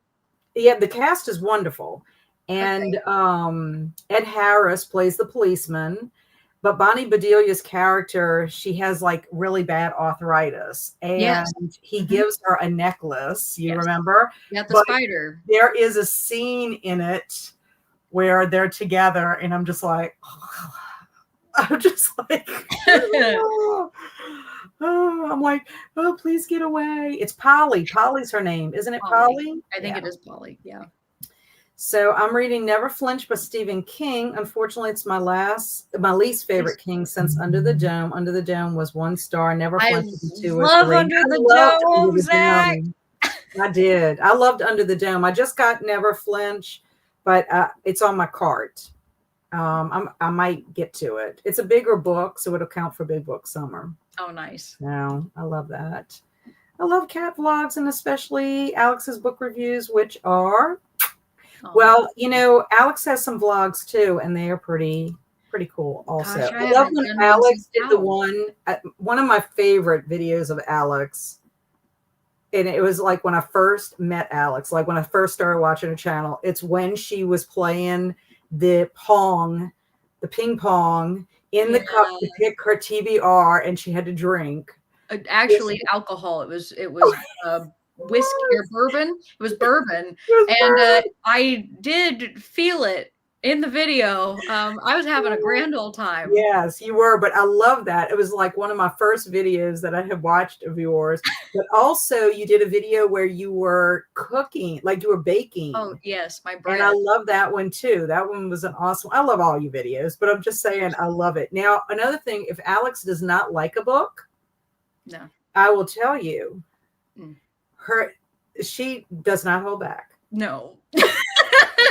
No, if any, my most recent video, period, but my most recent review was about The Terror by Dan Simmons, and I despised that book. And I, I actually didn't talk necessarily about specific plot points because I tried to make it as spoiler free as possible. But I mean, there's only so much you can say when you're doing a review of a Right, book. But I right. do make my displeasure very well known. Oh yeah, but I love when you get in that rant because it's like sassy Alex comes out, and I think that's what puts you in your reading slump. It really didn't help. I can tell you that much because it took me so long to get Yeah, through that book. But I was so stubborn, and it's my own fault because I was determined to read it. And what was so funny about it is there were three of us, Kat included, who initially said we were going to read it during a set month, and I was the only one who actually did end up right. Because reading I it. couldn't get to it Yeah, because I and had other things going on. I'm like, yeah, and I knew even very early on how bad it was going to be, but I told them I was Nicole from Noteworthy Fiction and Kat and myself, and I told them I was like, I'm going to do this for you all, and I'll let you know how it goes. And I could not say I disliked it more. But that said, a lot of people a love lot the of people love AMC it. show. Well, they love. I mean, I don't some think they people don't love like the the book. content so much as they love the atmosphere of it. Maybe. Yes, it is. That's the one thing that the book has going for it is atmosphere. Hmm. It's got Yeah, so I have it. It's on a pile of books. I have to actually shelve this, but I will get to it. I don't want to read it now oh because no. it's summer. Yeah. No, I it don't want to read it in the winter. one of my biggest jokes from that video was reading The Terror during the winter really is the best time because it'll exacerbate your seasonal depression. Yeah. So just be ready, Kat, and Yeah. be better than me and put it down if you really hate it. Please just be better than me. Don't Yeah, torture yourself. I may end up liking it. And I'm And liking it as which would far be as like great. atmosphere or Right. whatever. I mean, it just depends. And if you love But it, that's wonderful. We can disagree. That's fine. right, that's fine. That is fine. So Zach, is that a new one? Never Flinch is a new Stephen King. It was It's just the most released in recent. May. Yeah, Yes. just in May. Crystal read some and made an easy dinner, hot dogs and tater tots. Yum. Yum. And yes, books and sock. This is Carmen. She's the sock knitter also. Yes, single sock. Just A a single sock. sock. I know. When Carmen said that she was knitting a sock, I was like, you are going to knit like another sock to go with it, right? I think I asked Yes. you the same thing. Yes. I want Alex to do a poll so we the subs can pick a book for her that she has on her TBR. That would be a good thing to do. I might do that soon. Yeah, I have that would to be a put fun it thing. I'll have to pick 3 books that I equally am interested in reading. That way, Mhm. regardless of what people pick, I'll be okay with it. Right, So, right. I'll figure out what that is. Zach's been in a slump all year too. I'm 62 books into the year and still have no 5 stars. I'm doing what I'm calling a January reset to try to get myself on track this month. And then Hey Hayes. Yes, it's a new one. And 62 books so far this year is a slump. I know, I was thinking the same thing. Happy sixth birthday to the puppers. Oh, thank you. Peter Barker. And Zach Reed, Daughter of the Empire by Feist and Wirtz. 5 stars, can be treated as a standalone. I just realized my cat Salem will be 6 next month. Oh, Yay. I miss my dog. It's still hard. I know. Her Vincent was so cute. And I still read even when it feels like dragging myself through broken glass. Oh my gosh. I admire that. I sure haven't. Oh, I'll put them on the list, Heidi. And Seinfeld is my favorite. And Read the Lilac People by Milo Todd. That's Anne's suggestion. And I still haven't seen X-Files yet either, but it's at the top of my list. I think you would like it, Froggy. I really do. If you're into science fiction and good characterization, I think you would. Because they have all these people that try to help Mulder, like Deep Throat. And then you got the cigarette smoking man who's always got something going on. Like he's almost like the villain kind of thing. wait, Deep Throat, that's where that comes from? Deep Throat. No, they named him Deep Throat because of the Watergate. Got it. Okay, I was like, I Yeah, thought it was yeah. from history, but I hadn't heard somebody just Yes, it's directly because of reference. Watergate, but Deep Cool. Throat is named that. So it's like an homage to it or whatever, a Cool. nod. I like So I think that's pretty cool. that's awesome. And Alex, I bet you would like Fringe too. Fringe is also an awesome TV show. I love that one as well. I really do. They have a pretty good cast in it as well. Okay. Yeah, Barry and I watched that one together. We liked it a lot. Mulder was like one of my first crushes. Yeah, I love David Duchovny. In fact, I just found out David Duchovny's coming to play. He sings and he plays music, and he's coming to a small venue in New Orleans, I think in September. I'm like, oh, if I could convince my husband to take me, I'll have to see. That would be fun. You should do it. I think it would be. I've seen David Duchovny at a Comic-Con, and all I did was stare at him as I'm wearing my X-Files t-shirt with Mulder and Scully on it. So I was like probably looking like a weirdo for sure, but I could not go talk to him because I knew I was going to say something really dumb. I just did not want to be dumb. I mean, I was dumb by staring at him, but I don't want to be dumber. No, you and I are the same about that, Cat. I have a thing about I don't want to meet celebrities that I like. I have a very big I'm not interested policy. Yeah, Just for that reason. there's some that I have, but you can kind of tell by their personality and how they're jiving with their community. Mhm. If they're a person that's really receptive to being with their fans. That's But then I've seen some people, like even in background work, where they just seem like either they're in character the entire time and they don't want to be bothered, or like even if they're not in character, they just seem like you get vibes off of them, mhm. kind of thing. But Yeah. Yeah. I like the X-Files, but I have yet to make it through the whole series. I am bad about starting a series and getting so far and just never going back to it, then starting over. We should probably do a whole X-Files like thing together, just like an X-Files watch along. It would be a long time because if Barry, my husband's involved in this, we'll not be watching because the episodes are long. It's not like they're really short episodes. Okay. But they're so well crafted. So is your heart with Mulder too? Of course. I love Mulder. Love him.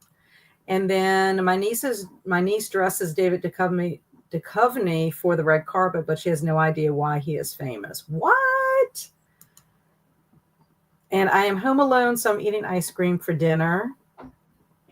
You sound like Kevin McAllister in Home Alone. I'm eating junk food and watching rubbish.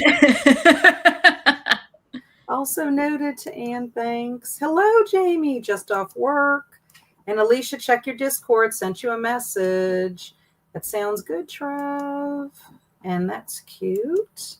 You have to appear on Alex's Sprint soon, too. This is the best. Well, if Alex invites me, that would be great, Kat. You would be my first ever guest. I would love to have you. It'd be fun. And hello from Christina. Here's our PSA. Remember to hydrate, feed thyself, check the laundry, take meds, stretch, and show some love to the like button. Also, make sure you sub and ring the bell so you hopefully get notified. And Travis recently rewatched Shallow Hal because I thought the movie was hysterical as a kid, but it's so offensive now. Yeah. I'm sure. And hi to Stormy. Me and my best friend in high school constantly went to horror movies. Sing with us. More highs. Lots of highs. And, oh yeah, more the merrier because of Michelle joining us. The adaptation of Needful Things. Yeah, it's good. I think it's good, especially for the time period. And because of all the characters that they had in that book. I think it's one of the better adaptations. If you like Needful Things, try Whistle by Linwood Barclay. It has very Needful Things feel to it. Okay. Whistle. It's a good name too. Linwood, because I'll forget. I'm going to have Alex take a picture of her book and send it to me because I'll forget. Needful Things was the final book in King's backlist that I just finished. So I finally got to listen to the podcast episodes I've been holding off on. Nice. And I need to see the adaptation still, though. I like it. I think you'll like it, too. That means I get a pass to skip chores and just hug all my cats this evening. I think so, Jellicle. 100%. I lived under the dome, too. I loved it. Yeah. I loved it. I'm glad. It was a great book.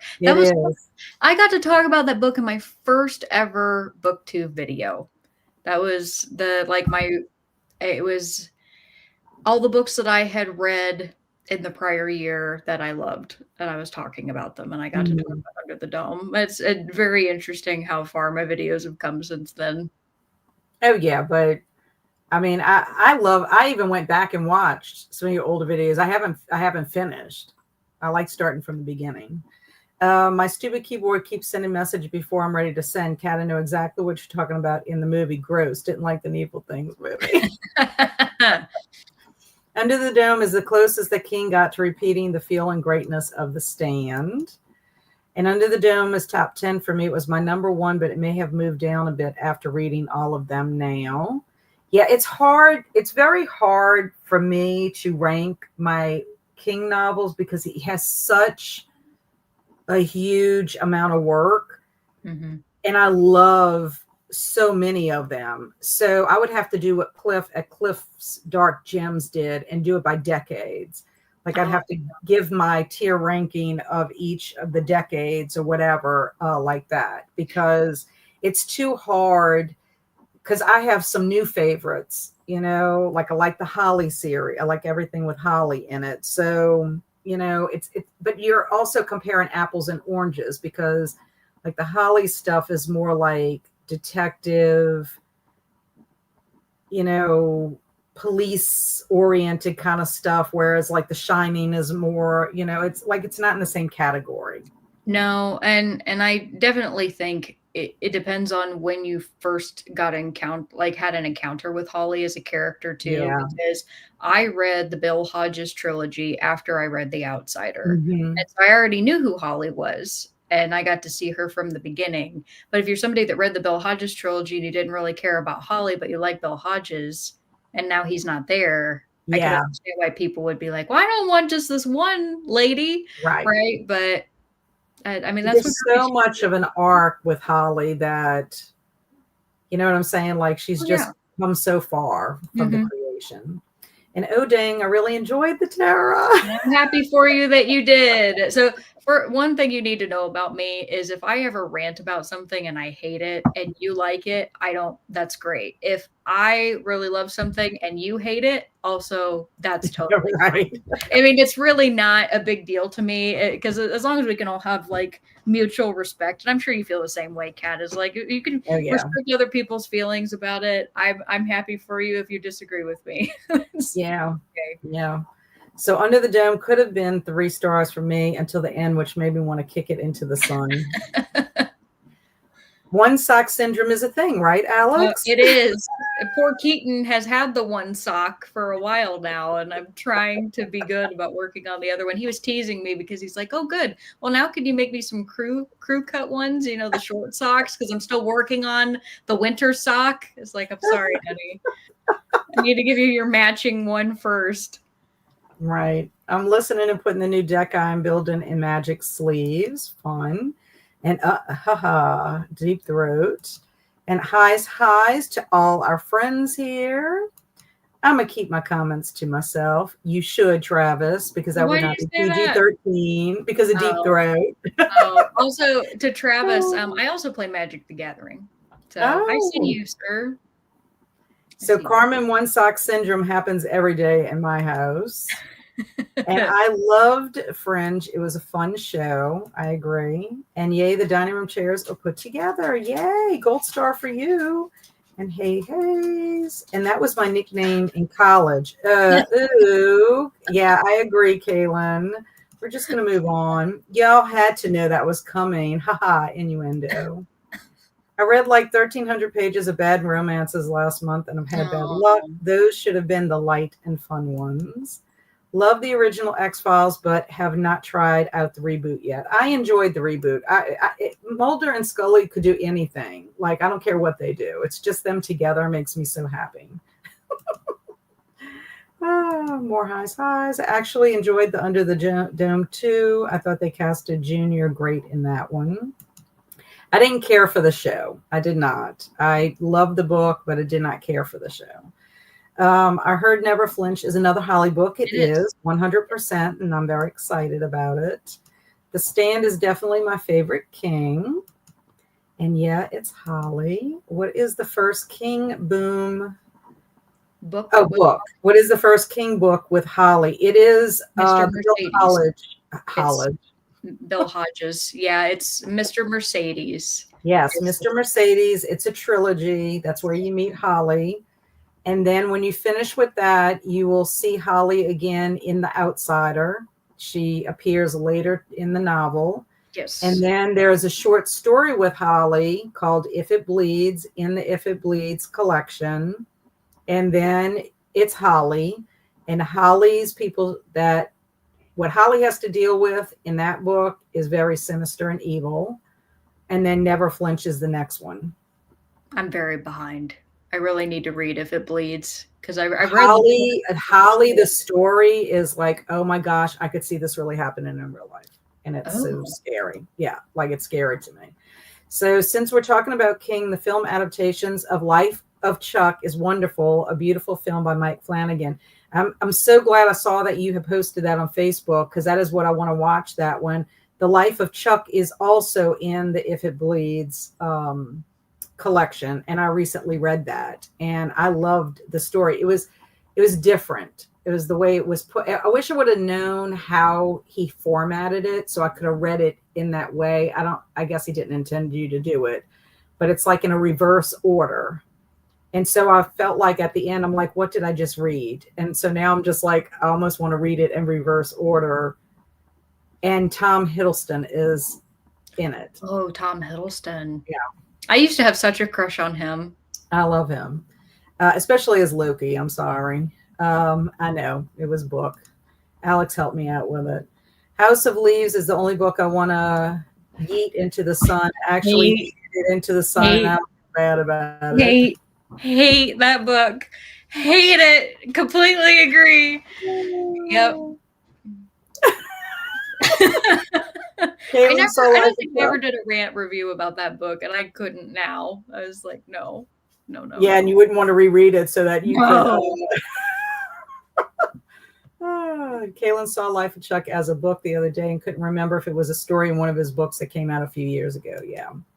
The end of the dome, the end of Under the Dome is similar to the Twilight episode, so I liked it. And what do you play? We play Commander. I am making my first deck by myself, black mono, all about making people lose life. It's fun and nasty. Yep. I also play Commander, so that's cool. Yeah. I read The Stand during the first week of COVID lockdown. The Life of Chuck was originally in If It Bleeds. And Holly was my favorite part in the Mercedes trilogy. It's the one thing that annoys me about her books is I wish he had made them all supernatural or non-supernatural. I hate the flip-flopping, but love Holly. So that doesn't really bother me. I can understand that criticism, though, because they Mhm. were in the original trilogy, the last book and what happens Yeah. is completely different than the first two. And Mhm. then from there, it goes supernatural. So I can understand why that would be kind of irritating. Yeah, but, well, really and truly, there's a supernatural element in the trilogy, specifically the last one, Yes. If It Bleeds, and also in The Outsider, because If It Bleeds is like a sequel to The Outsider. And Oh, then, yes, If It Bleeds is a sequel to The Outsider. And Holly is more or less her dealing with a true, like true sinister person. got Persons. it. Like in Mr. Mercedes. Right. So And you it's know who the thing about Holly also is you know who like you're getting different points of view from like the killers, the victims, Holly, Jerome, like that whole thing and what happens. And it really hits close to home to people that Holly cares about. got So it. it's really good. So like if you did not read, if you could read Holly as a standalone, I mean, I think without having any but the thing about it is if you already know what her character arc is and what she becomes, Mhm. if you read Holly before you read The Outsider and If It Bleeds, I don't think it would be a problem, because she doesn't appear in The Outsider and towards the end, and then what happens at the end of that impacts what happens to her in If It Bleeds. Mhm. Similar situation. Yes, I love Carrie and Needful Things as well. And thanks to Jamie, thought so. And so glad someone else hates. A lot of people hate House of Leaves, I Yeah, promise that's you. what I've heard. And Promise. Matt is back. I'm ended up choosing the new Nosferatu instead of Hereditary and Yay Vampires. Matt's a big vampire person. Okay, so we are going to do our Mad Libs. And I made even a little banner for Mad Libs. Look at me. Look at me go. And I can't tell you what it is, but Alex is going to be giving us quite a few of the blanks. Oh, So we'll okay. be taking turns with that. Not me, of course, but you. Can't tell you what the title is, but could you give me a person you know? A name of a person you know. Pick my partner. You're gonna put him in some sort of torment, I'm sure. Right. Okay, chat, I need an animal, and I'm going to have to make that animal plural, whatever you choose. Never Flinch is a non-supernatural one, too. Yes, because Holly's working another case. Yeah. Okay. Yeah. I will say that So was I'm a not funny thing. I'm sorry, go ahead. no, say what you said. We got owl. Nice. No, say what you were going to say. Oh, I was gonna say that that was one of the funny things about picking up The Outsider first before any of the other books is when Holly was introduced, I couldn't help but go, "Who is this lady?" Because the context is that you already know who she is, and so I was like, I feel like I'm missing something, and that's how I went back and read the other ones. Yeah, yeah. So, hello, Tina. Welcome, welcome. Let's see Tina. if I need any other. Oh, I do need another animal. So, we're going to use the ferret. Let me see if I need any other animals. Okay. Alex, can you give me a noun? Just any noun. Candlestick. And I'm gonna have to make it plural. So it's gonna be candlesticks. Candlesticks. Okay. Okay. Okay, chat. If you'll give me an adjective, please. And Alex, you are gonna give me an exclamation. Bam! Oh. Or is that an onomatopoeia?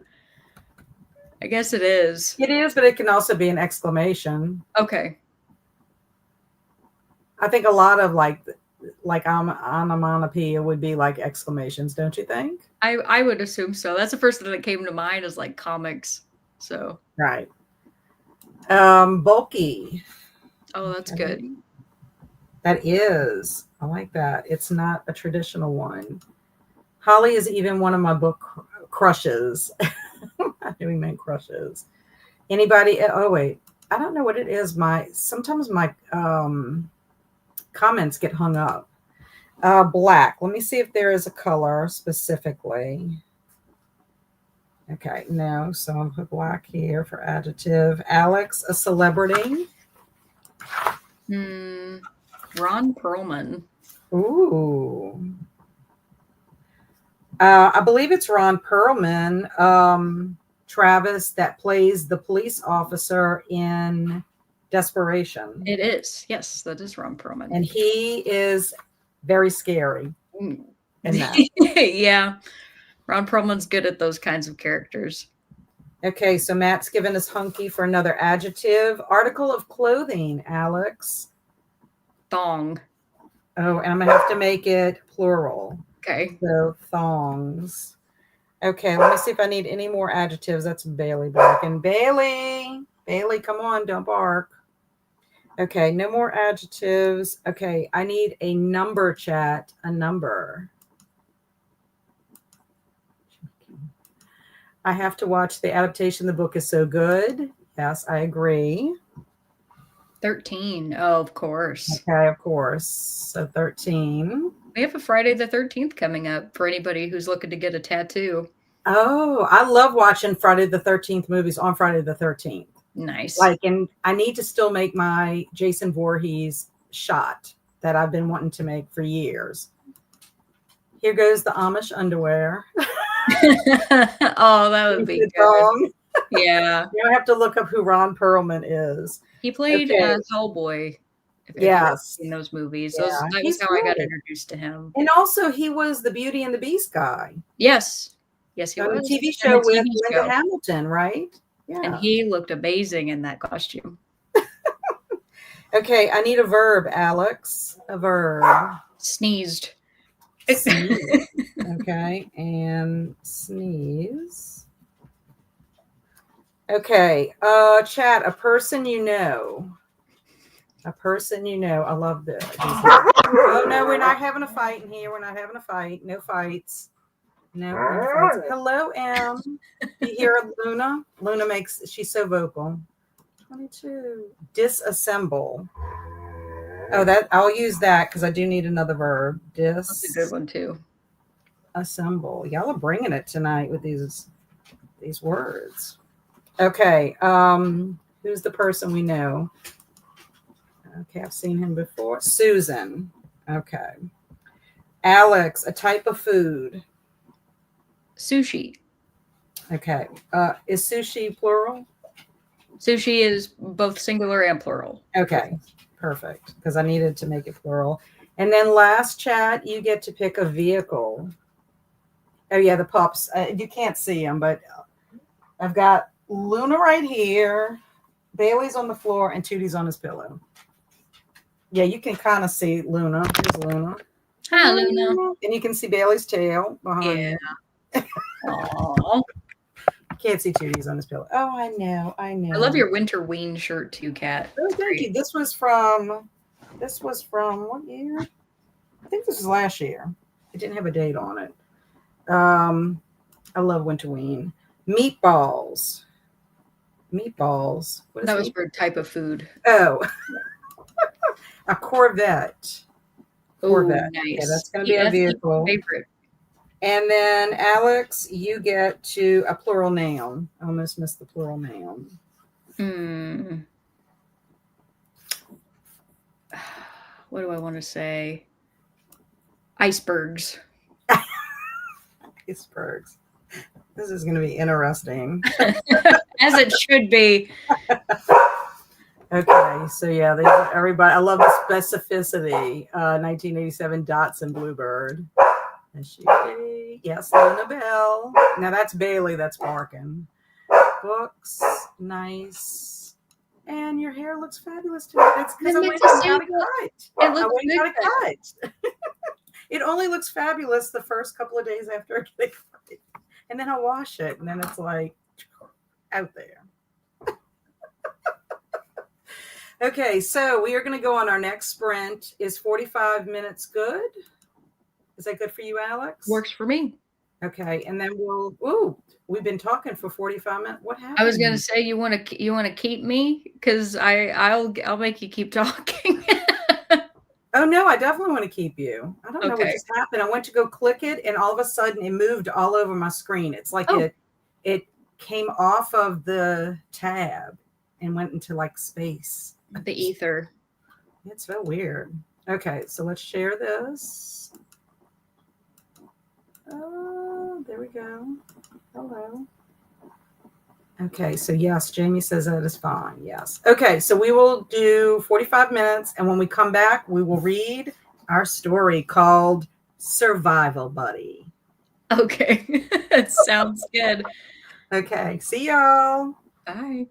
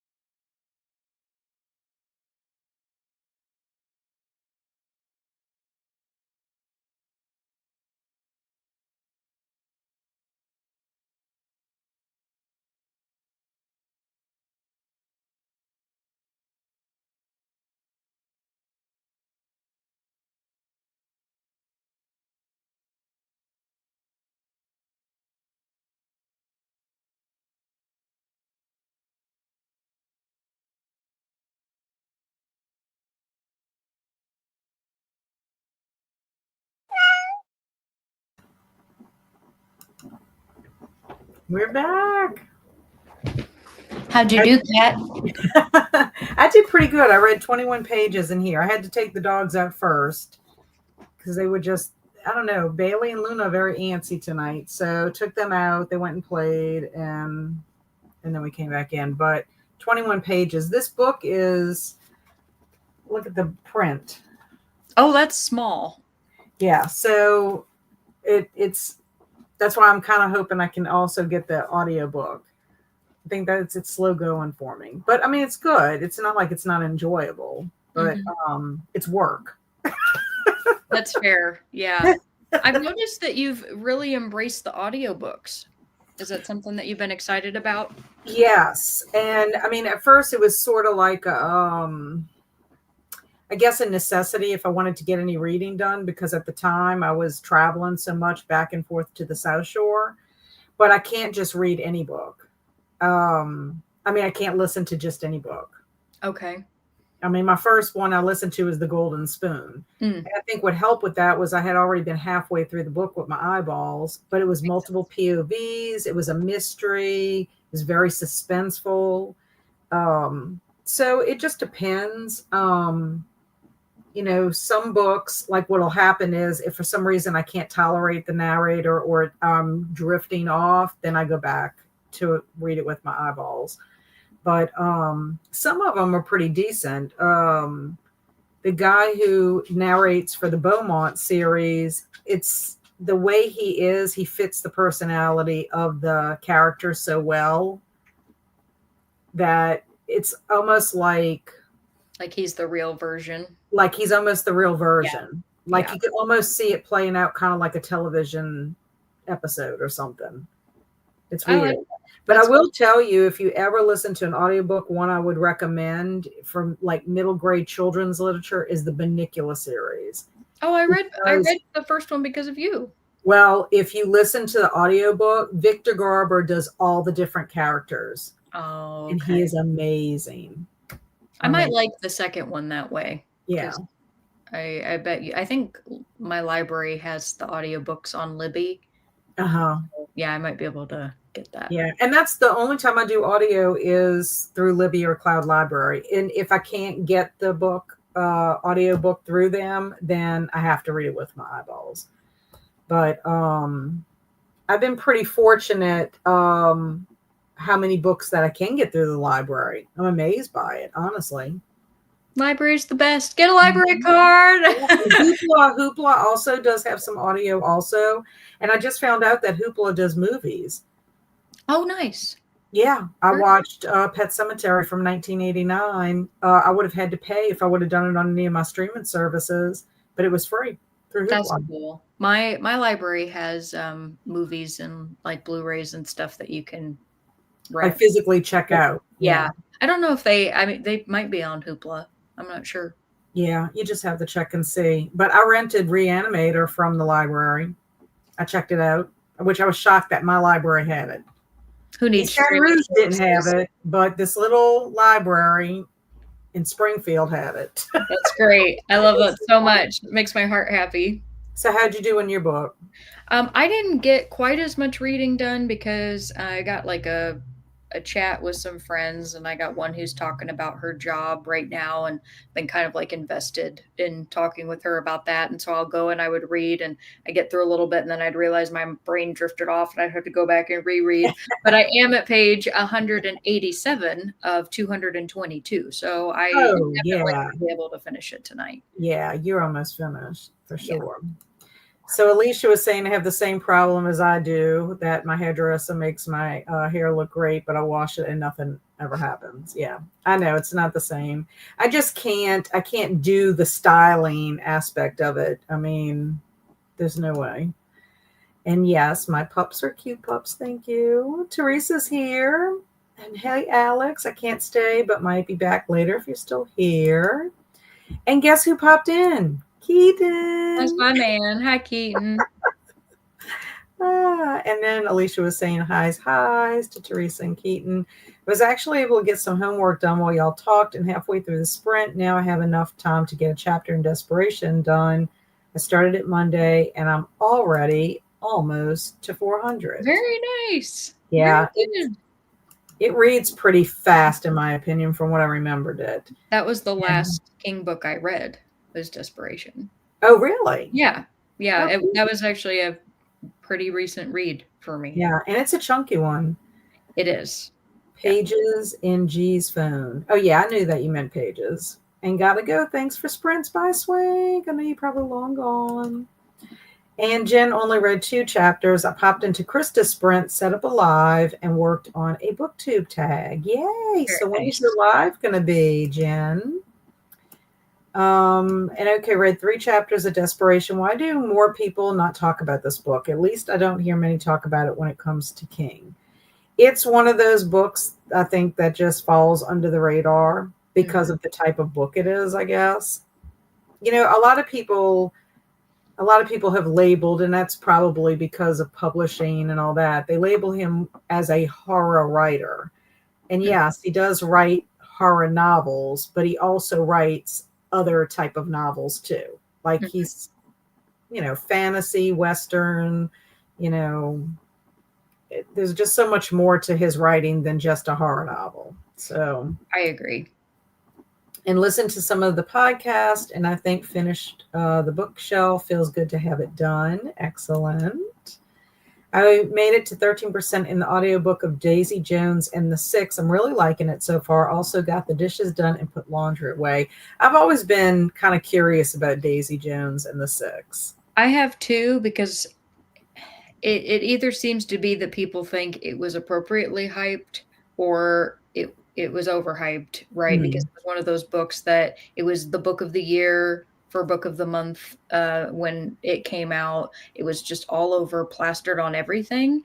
And I am one of those people that I often wonder if the expectation of the hype can sometimes ruin a book for people. Like if you went in and nobody told you jack crap about it and you were like, okay, I'm just going to go in, maybe you would have really loved it, but like everybody telling you how good it is ruins it. Yes, it's the same thing with movies. That's one reason why I've never seen Titanic, and another reason I've never seen Top Gun, because I feel like I already know the story without having to even watch it. It's like so oversaturated that I just like don't have an interest in it. And they probably are excellent movies, but I just don't have really. I have movies like that too, and I have books that I've held off on reading for that reason as well. So, Daisy Jones and the Six, I might get to it at one point, just to see. But I think it helps that I don't know much more about it other than the fact it's just about a bunch of rock stars. Yeah, I don't know the premise of the story at all. I just know that it has a cool cover of who I'm assuming it's Daisy Jones, and then I know it has something to do with a band. That's all I know. So, but I hear it like the name, and so that's why I said I'm curious. And can you get a free trial with Audible or Everand? I did get a free trial for Audible when I was having to reread Dead Zone and The Shining when Kelsey and I were doing our Year of King. But I don't want to have to pay for anything. I'd rather use the library as much as I possibly can. Otherwise, they'll lose it. Like I just found out the Springfield Albany Library, they just got their Hoopla back and they lost their Canopy, which is a movie streaming service through the library, which I thought was kind of sad. That is sad. It is. So they couldn't pay for it anymore? I guess they might have had cuts. That's the thing that's happening is like Andrew's so infuriated about some of the cuts that are happening in Baton Rouge, and their libraries are phenomenal. Like the library he worked at, the main library, is beautiful and has all kinds of activities and things that you can do there. So it makes me sad that is not a priority in the community. And I mean, I can't say that I was using the library. Like I've been a person that has used the library off and on for years, like, utilized it a lot, like when I was younger and a teenager, and then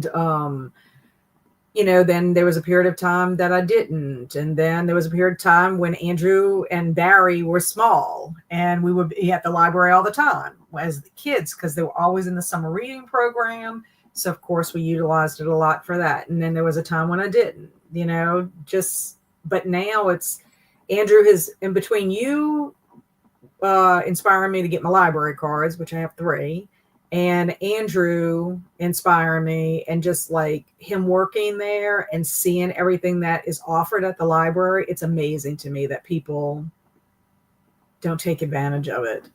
That's the thing that I love so much about the library is it's always there waiting for you for the Yeah. moment that you need it. You know, it has so many resources, like, even if you don't go for years, like, you could start up again like that just because you find, like, a community Right. you wanna be a part of, or you're just re-inspired to go and visit the library and get out of the Mhm. house, any number of things, and the idea that those resources wouldn't be available because somebody doesn't think that they're important, it's like, that could be Right. a life-changing thing for someone, you know, if they do, like, resume Mhm. building at your library, it's like, that could be the difference between somebody getting a job and not having food to eat. Oh yeah, like at Andrew's thing, he even utilized the resume area, whatever. There's a whole little section there. There's a big genealogy department Oh, in cool. his library where all kinds of genealogy stuff, and they even have like little workshops and stuff that you can go to learn about it. Authors go there. There's all kinds of little workshops. I met an author in September, a children's author. It's just really a lot of fun. They have book clubs there. In fact, at the Springfield Library, I noticed they have a book club there, and it meets on Monday mornings. But I thought during the summer maybe I could go. They're doing Demon Copperhead by Barbara Kingsolver this month. Cool. And then next month they're doing The Women. I think it's The Women by Kristen Hanna Oh, in okay, yeah. July. And I just finished reading The Nightingale and loved it. Historical fiction, but I think wasn't that her most famous? Wasn't that the book that put her on the I map? think so. I Yeah, think that's so. what I It's, thought so. it's the 10th anniversary, and that's Okay, why Lindsay and Sarah picked it for the Book List Thursday group on Facebook. I need to read that. I had never read a Kristen Hanna. This was my first one, and I loved it. I listened to audio and I read it with my eyeballs. The audio was pretty good, but it's also a book that you have 2 characters that you're the 2 sisters, and then you've got also dual timelines in the sense that you start off in in 1995, and then you go back and you don't know who the narrator is until you go on. Like, you have suspicions, but then you don't find out and towards the end. I'm getting goosebumps thinking about it, because it's also the perspective of learning about World War II in a different country other than the United States, like what the part that the United States played. And this Which is is in why France. that's why I loved Pachinko. Pachinko was Mhm. like that for me. It's like, "Oh, Mhm. finally, I get to hear about a part of the world that it's not the US or Britain." Right. So, yeah, or Germany, I should say, And 'cause yeah. what's wonderful about this book is the woman Isabel in the story is based on a true woman that Oh, did the neat. things that Isabel did. And Isabel is young, like she's like 16 or 17 years old. So that is fascinating too when you realize that. But I think Kristen Hanna did a wonderful job from a historical perspective. Like, she did her research, with it. Mhm. And it's a book that will make you cry. It's not a happy book. I mean, there are happy parts here or there, but it's a book that really just, because we're women, Mhm. I mean, I think men can appreciate it too. I think a man would enjoy it as well. But for a perspective of women and what happened to them and the impact that they made, um, and not being like a superhero, if that makes any sense. Well, you sold me. I wanna read it now. Yeah, I would recommend reading it. I really would. If you like historical fiction and you like those aspects of it, like when you I feel like I could handle most things, but like I don't know if I could have handled what these women went through. I'm just like, I don't know. I mean, it's amazing. That's all I can say. It was a 5-star read for me. Can you guess? I read a little and had a good sit and stare going for a while. And I started listening to Once Upon a Broken Heart. Sounds like a fairy tale. And when Desperation was released, everyone did go crazy for it. And all people in my life that read King, that is. Yeah, it's probably, I mean, back in the day, it was a big deal. And then the fact that he wrote The Regulators as Bachman and that it took place kind of like parallel world kind of thing was pretty cool. Cool to hear. Oh man, I don't even have a DVD player anymore. Uh-oh. You could get a portable one. I listened to the audiobook of Starter Villain over the weekend. Will Wheaton does such a great job with the audiobook. I laughed out loud so many times. I really want to read that next. I'm by John Scalzi. If you don't know, Kat, that's No, the do guy. not.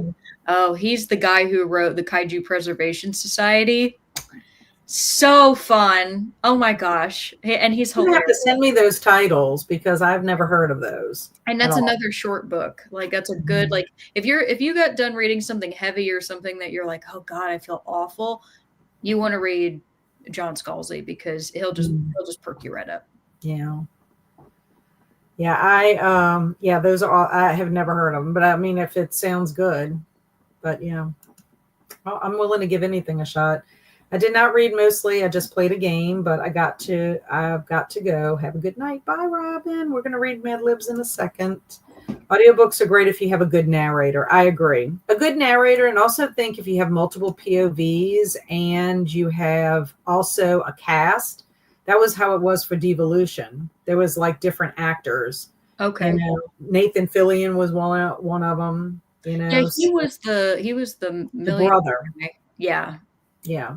Okay. So I just checked Hoopla for Jurassic Park. They don't have it. LOL. Well, check Canopy if you have access to Canopy. I started Rest Stop by Nat Cassidy, and I read a decent amount of No Place for Monsters. It's cute.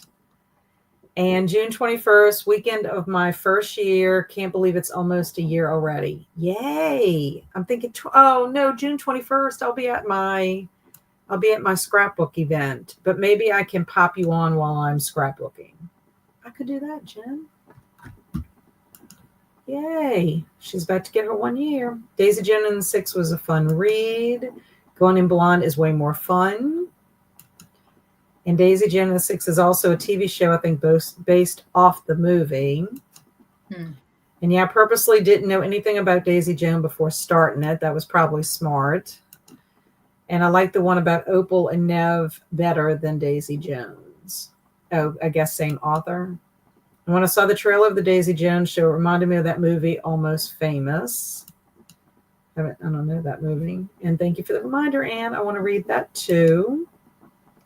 And I got a few chores done, cats fed, and dinner made steelhead trout, sweet potato, and roast Brussels sprouts. That sounds delicious. Hey, Courtney, what you up to? Just remembered the weird cover of Desperation. Yeah. It was weird. You like cats, so you'll love Start a Villain, Cat. So funny. I'm gonna have to. Y'all got me going down a rabbit hole. I listened to Room on audio, and I wanted to die because it's a little kid reading it. Room is a powerful. Oh. Have you ever read Room? Book. I've never read it though, but I know the cover. Oh my gosh, you haven't read it? I should send it to you. It's a book that I would never read again. Oh, okay. It's one of those. Not that it was well written, but it's just it's tough. Yeah, I get it. Okay. And I saw the movie too. Barry watched the movie with me, and I had to kind of set it up and explain the premise kind of to him or whatever. But yeah, it's one of those movies that it's tough. I mean, it's a book that's tough. The movie and the book are tough. In fact, Brie Larson is the one that plays the part in the movie. Brie Larson is? Yeah. Oh. Yeah, I'm almost 100% positive it's Brie Larson. She's the Captain Marvel, isn't she? That sounds right. I'm just saying. I don't want to make it up, Sometimes I think I'm. Let's see, movies. Yes, 2015. Yeah, it's tough, but I'll put that to the side for you. I mean, I think it's worth reading, but I'm just preparing you that it's not like hunky dory kind of thing, you know? Like it makes you think. Like it's because it's like hits home, like as far as like a realistic situation, I guess. Um have you ever read what's the other one? Oh shoot. I'm gonna have to think of it. I'm gonna have to tell you. I'll look in my books. It's another one that it's also kind of a hard one to read, but it has such a great like moment in it that I'm like, justice. Angela, give me your address. I'm gonna send you a copy of Jurassic Park. I sent you 2 free ebooks on Discord, Travis. Nice. Love John Scalzi books too, especially the audio books. And oh man, Travis, that would be a rough listen. Sounds like it. Was very good. And my gosh, Travis, I couldn't listen to Room because of the annoying kid voice. Uh-oh. As a lifelong Godzilla fan, I absolutely hated Kaiju Preservation Society by John Scalzi. Hard 0 star. He was trying to satirize something he didn't understand. Oh, Zach, you and I disagree about so many things, and I still like you. I just bought the Kaiju Preservation Society and audio. Audible is having their big sale right now for members. And I've seen the movie Room, but not read the book. The movie is great, but so difficult. Yeah, it is. And I'll definitely be reading more John Scalzi. And I guess the narrator had to be a kid. I just couldn't listen to that voice. Uh-oh. Uh-oh. Okay, so let's do our Mad Libs. All right. This is called Survival Buddy. What are we doing to Keaton? Yeah, here we go. Which person would you choose as your survival buddy? Number 1, Keaton is afraid of heights, owls, and candlesticks, and thinks the great outdoors are bulky. They went camping in their backyard once and thought, bam, the wilderness is really black. Number 2, Ron Perlman hasn't cleaned their room or washed their own thongs since they were a hunky kid. As your survival buddy, they'll do 13% of the work and take all of the credit. Oh, no. Number 3, Susan loves to swim and sneeze cross country. They show how to ride a ferret, catch wild sushi, and build a Corvette out of icebergs. But if you share a tent, be warned, they disassemble so loud you won't be able to sleep. I'd still pick Keaton. I'd still pick him because he's only afraid of heights, owls, and candlesticks. I mean, you know, those aren't really. And he thinks the wilderness is really black. Yeah. Well, and you know what's so funny? His favorite animal is owls. He loves them. So you saying he's afraid of owls is particularly great. That is funny. I'll take a picture of this and send it to you so that Please you can show Keaton. And I'll have to see if Travis needs me to send it to him as well. Ron Perlman doing 13% of the work and taking all the credit that was the best part for me. And not washing his stanky thong. Stanky thong. Oh, sneezing cross country sounds not fun. What does it mean she will disassemble? Like Optimus Prime. It's like send it to me as well. Picturing a ferret with a saddle on. Teeny tiny saddle. That's right.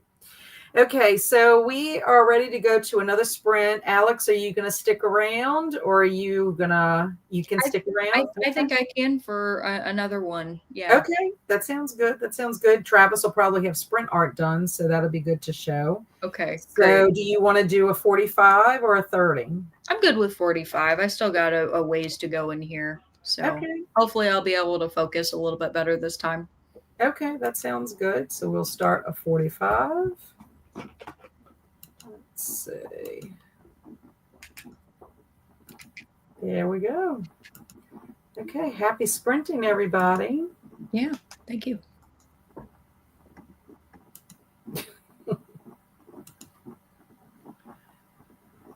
I'm going to save that for next time.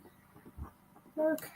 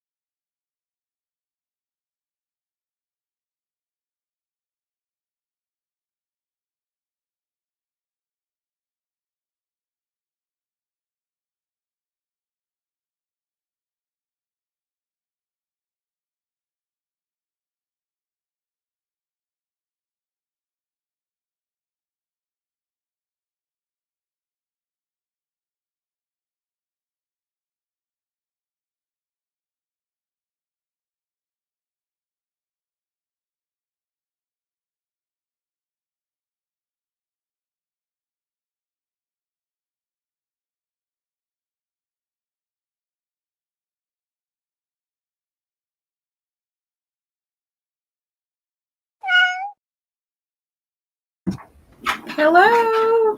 Hello, how'd you do?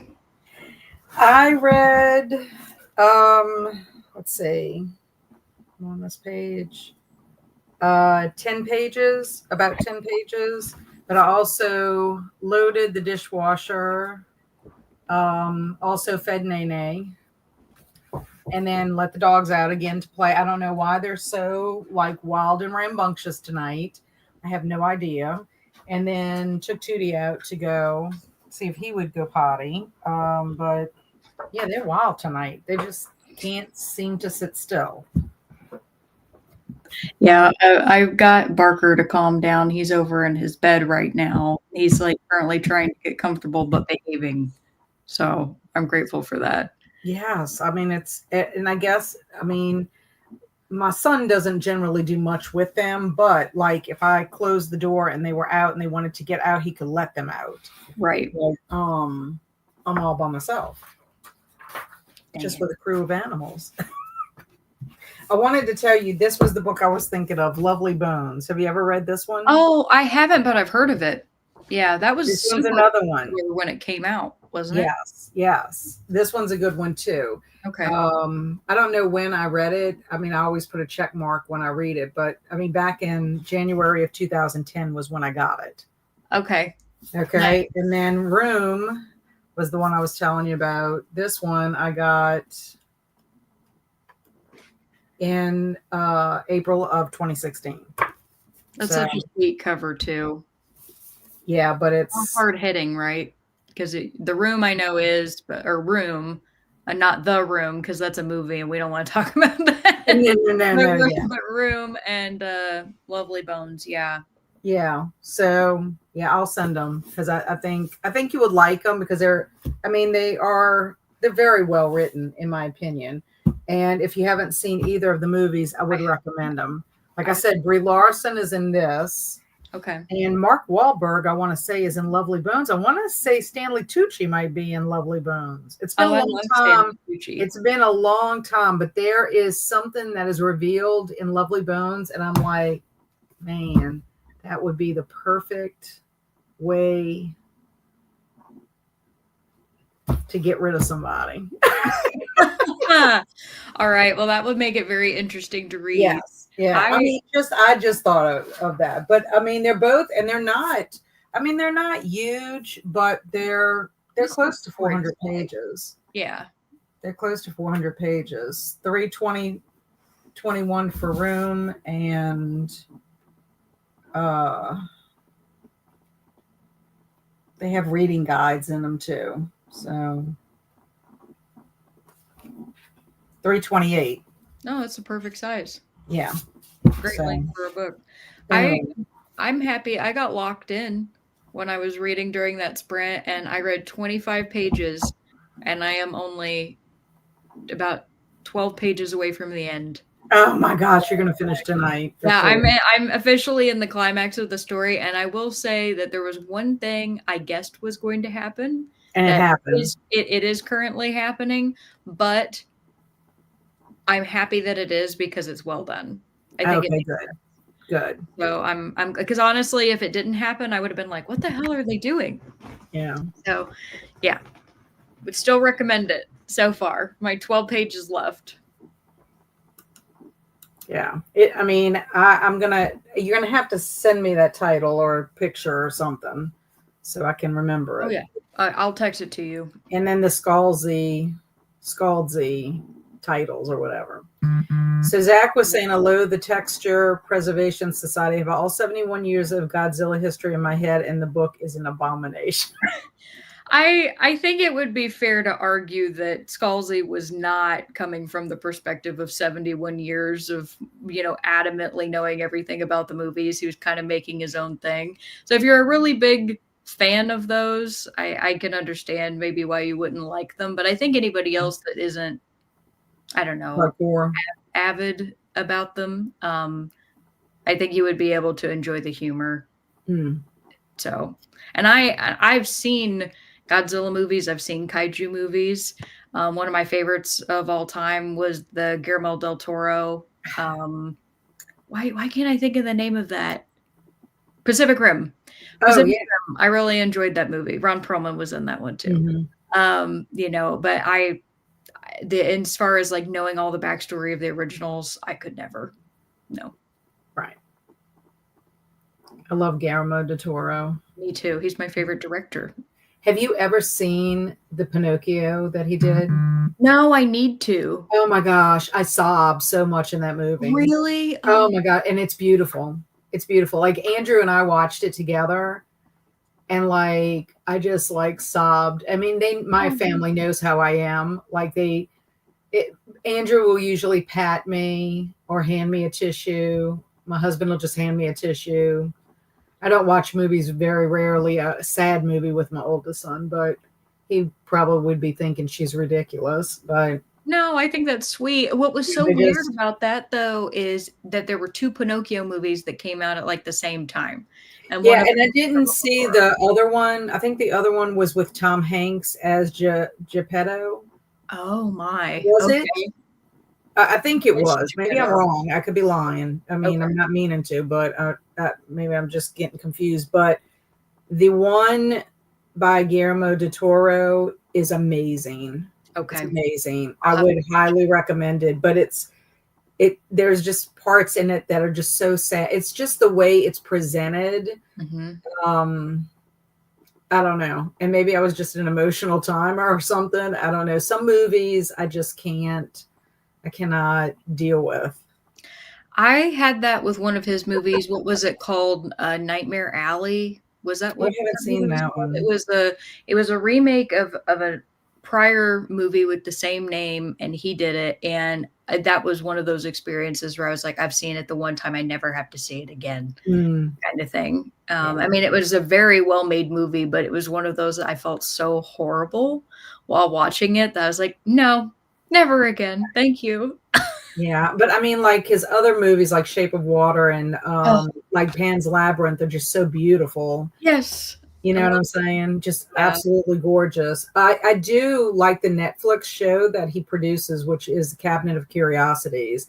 Some of Oh, the shows are scary, like the one where the guy goes in to they do auctions of people's storage units when they die or whatever, is freaky, very freaky. so it's him It's all showing. horror. It's all horror, but they're really good, I think.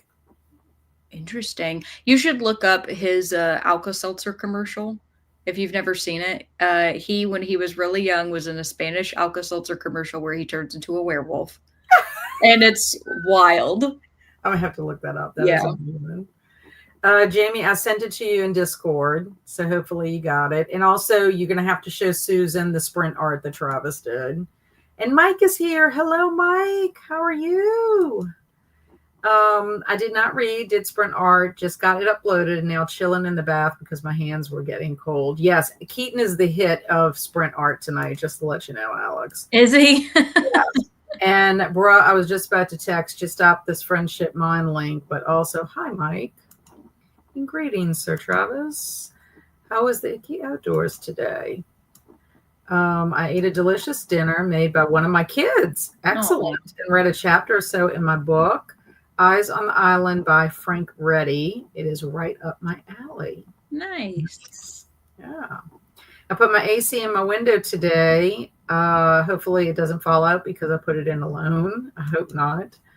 Made it to 19% of Daisy Jones. Picked up dinner on my way to take care of my friend's cats. Did you hug them, Jamie? Since it's Hug a Cat Day?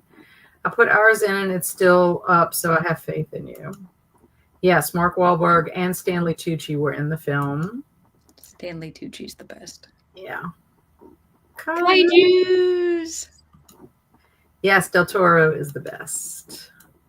I'm finally able to sit and take a break. Kiddo's in bed. Time to clean a few things, but I need to sit. I feel ya. I finished Never Flinch. 2 stars. Ugh. I'm feeling feisty tonight in my fangs and claws out tonight. I've noticed, Zach. I really like Nightmare Alley, but the book based on was crap. And Pan's Labyrinth, that was brutal, I thought. I didn't like that one. My favorite part of the whole thing is when the guy with the eyeballs on the hands. The Pale Man. Yes. Yeah, and I read the novel, that I it haven't read was. the novel. Oh, it's good. And the Yeah. illustrations in it, I mean, the whole thing is beautiful. I really enjoyed the book. Yeah. I think I would love it. I mean, because I love the movie. I'm okay just playing some games on my Switch and wishing I could afford the Switch 2. How are you guys? We're doing well. Switch 2 looks like such a cash grab, though. And Stanley Tucci is one of the only straight men that I 100% approve to portray a gay man. And the novelizations of Pan's Labyrinth and Crimson Peak are really good, but the novelization of The Shape of Water is horrible. Still need to read the novelization of Pacific Rim. Didn't read any of the others. Only have the Pan's Labyrinth one. But Zach, we agreed on something tonight. Yay! I love Guillermo del Toro too. The new trailer was for his Frankenstein drop this week. Looks so good. I'm excited about it. I mean, I haven't seen the trailer yet, but I'm just excited. When my friend Halco told me about Frankenstein, I was like, oh, in the hands of Guillermo del Toro, it's gonna be amazing. And I'm more of a Ghibli fan. Love those movies. I do too. Ponyo. Anya was my favorite. I love Ponyo. We have Ponyo. What is the other one we saw? Is it Totoro? My neighbor Yes. Totoro. And then is Totoro the one where that thing like eats the people? There's one like a shape. Yeah, I think you're talking about. Are you talking about Spirited Away? Yeah, maybe. I don't know. Andrew and I mean, we have Ponyo on DVD because we just loved it. Ponyo's another one I think I got kind of weepy in or something. That's a really feel good movie. Yeah, but and it's I can't help all randomly be like Ham. I just like love how much she loves Ham.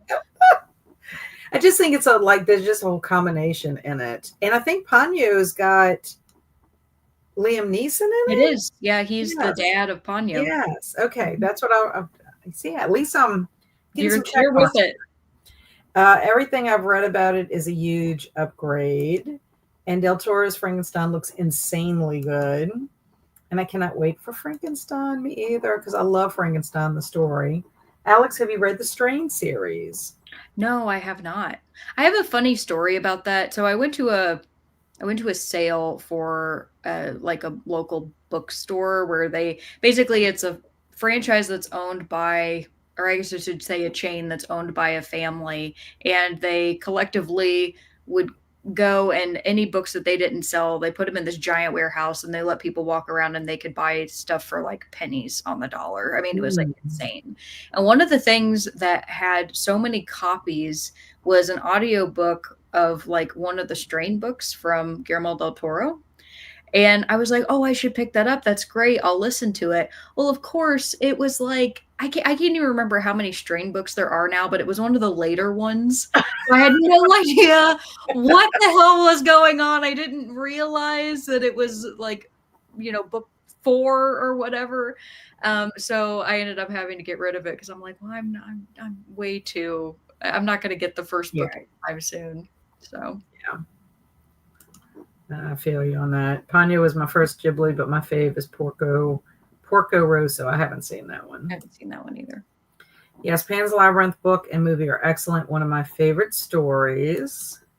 And I also really like Our Wives Under the Sea. You should also read The Deep by Rivers Solomon. And so excited for Frankenstein. I just watched The Wind Rises for the first time. I was stunned when the credits rolled.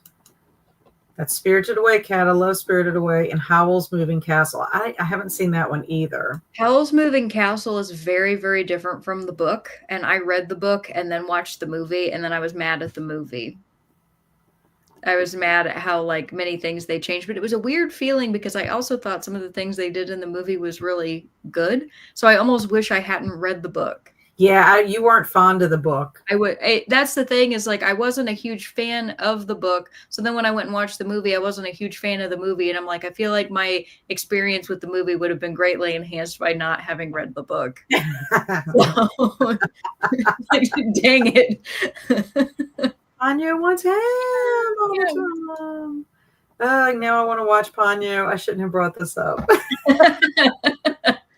Okay, so let's take a look at the sprint art that Travis has provided us with tonight. It says, all right, happy Wednesday. For this week's art, we're going to play Who Would You Choose as Your Survival Buddy? Let's see our three lovely options. Survival buddy number 1 is Keaton. And this is Keaton scared of heights. Okay, so this is the first one. He's just like, he looks like a little boy. He does have a baby face. I wonder if I can, let me see if I can do this. I don't know where Alex went though. That's okay. No, you're good. Show your thing. Okay. I was just trying to figure out if there was a way. I'm not good at this. If you have the pictures on your computer, you would be able to show them. But yeah, that works. Okay. Alex is still here though, he's guys. like a little kid. This is just one of him scared of heights. Okay. So, he doesn't look very scared. He looks very happy. I know. Let me. Okay. So then we have this one where he looks like he's on an adventure. Nice. Okay. If he was scared of heights, I don't know why he's up there. No. He also looks like a giant. Okay.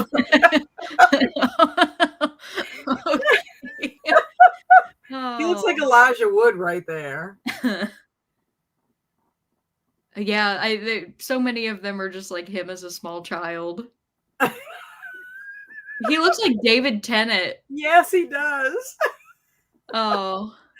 Oh my gosh. Okay, so then this is Keaton scared of owls. Oh, he got clawed by it too. Nice. I love how one of the owls is winking at him. Yeah. Oh my God. That's a straight out of a nightmare right there. This kind of reminds me of something you would see in a Chris Van Allsburg picture book. Okay. Honestly. That's if Harry Potter was wrong. Harry Potter's afraid of Hedwig. That's what that looked like. Yeah, that would be crazy. And then oh my God, no. Oh. Poor Keaton. Okay, now this one. I like that one. That's good. Okay, so now this is Keaton is also scared of candlesticks. Okay. I love how Keaton is a kid. Just staring at them in awe. Oh. Okay, yeah, the ones where it's a really exaggerated, bulging eye face, those ones are the funniest ones. He also thinks the great outdoors are bulky. I would go outside more if this is what bulky wilderness was. Oh my! Whoa! Just like Chris Hemsworth. Dang! He's also got trekking poles. That's great. That's hilarious. That's amazing. Oh, yeah, he went from a child to a middle-aged man. I don't know. Right. And finally, Keaton thinks the outdoors are black. Ooh. Which I kind of like that. I like that a lot.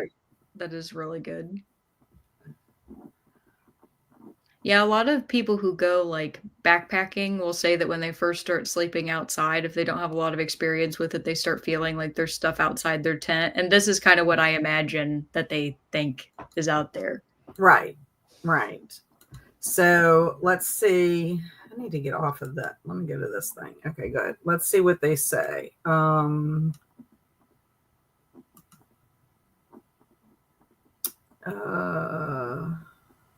Shoot, where am I at?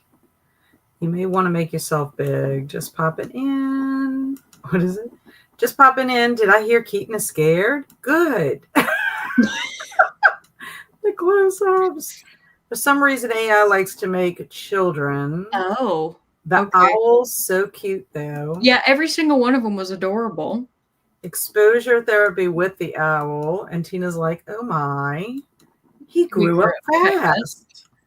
Ooh, just wait till you see Susan in her tent. Okay. Is she disassembling? Yeah, so let me see if I can do it again. Okay, so this is Survival Buddy number 2, Ron Perlman. Ron doesn't like to clean his room or his thong. I hope it really it does look like him. That's amazing. He looks like a hobo. Oh my god. Wow. Action movie to whoa. Ew, does he have like a is that a streak on him or a bug? I think it might be It looks like a roach yeah, almost. it does. Oh. Just man spreading. Oh no, this Oh my god. They were trying to make him as sexy as possible. I'm telling you. Ron Perlman. But he's gross though at the same time. Okay, so then also Ron is known for doing 13% of the work but taking full credit. Yes, that's amazing. Oh my god. Oh goodness. This is what's hilarious. Oh, him asleep. That's good. I like that one. Oh my god, and then him just thinking. I'm just thinking. Oh my gosh. Okay, before we get to Susan, let's see what people thought about that. Ridiculous. Oh, so like, oh my gosh. Caitlin's like Roach Car.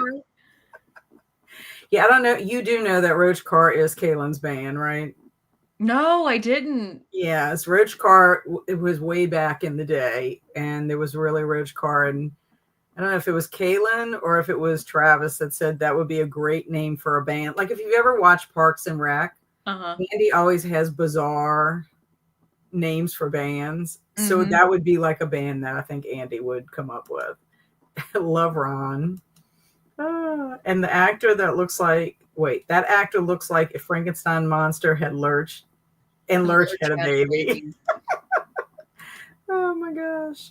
And then Roach Car started Sprint Art. Yes, that's true. Great. It's very true. I love that. Okay, now we have Susan. Susan enjoys spending her time sneezing across country. So let me get this. I hope she's like blowing herself like over a trail with her sneezes. Okay. All right. I don't understand. Oh my gosh. Okay, that makes more sense. She kind of reminds me of Willow from Buffy the Vampire Slayer. Oh, yes. Yes, you're absolutely right. Hannigan, right? Allison Hannigan? Is that her name? Okay, she also knows how to ride ferrets. A giant ferret? Oh.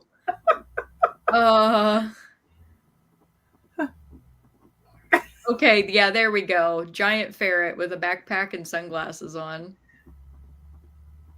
Now that one's cute. Oh, that's okay. Yeah, there we go. It had to be a kid though. That is adorable.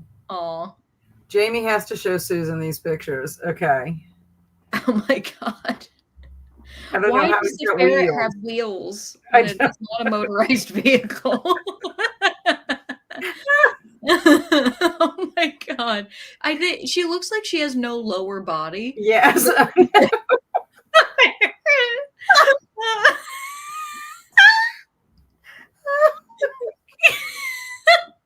Susan's just the torso. Okay, now Susan going out and catching fresh sushi. My. Okay. It's at least a full fish at that point. She kind of looks like Jenna Fisher. Oh. From The Office. Oh. Okay. So it's not even going sushi. It's like, no fresh. We're going for the fish. Oh, look at this one. Oh, I like that. Sushi on the rocks. Yeah, that's beautiful. That's my dream. Oh, now this one, she really did catch sushi. Yes. Okay, that's what I want from AI. Good job, AI. Oh, okay. It's just weird that she can't hold the net by the handle. Yeah, it kind of looks like she's stuck it like in her boob.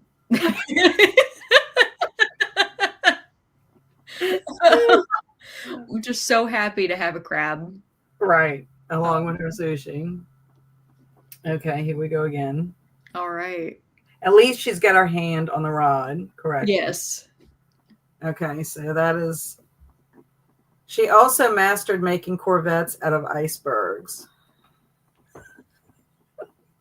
Oh, that's cool though. Oh, ice art.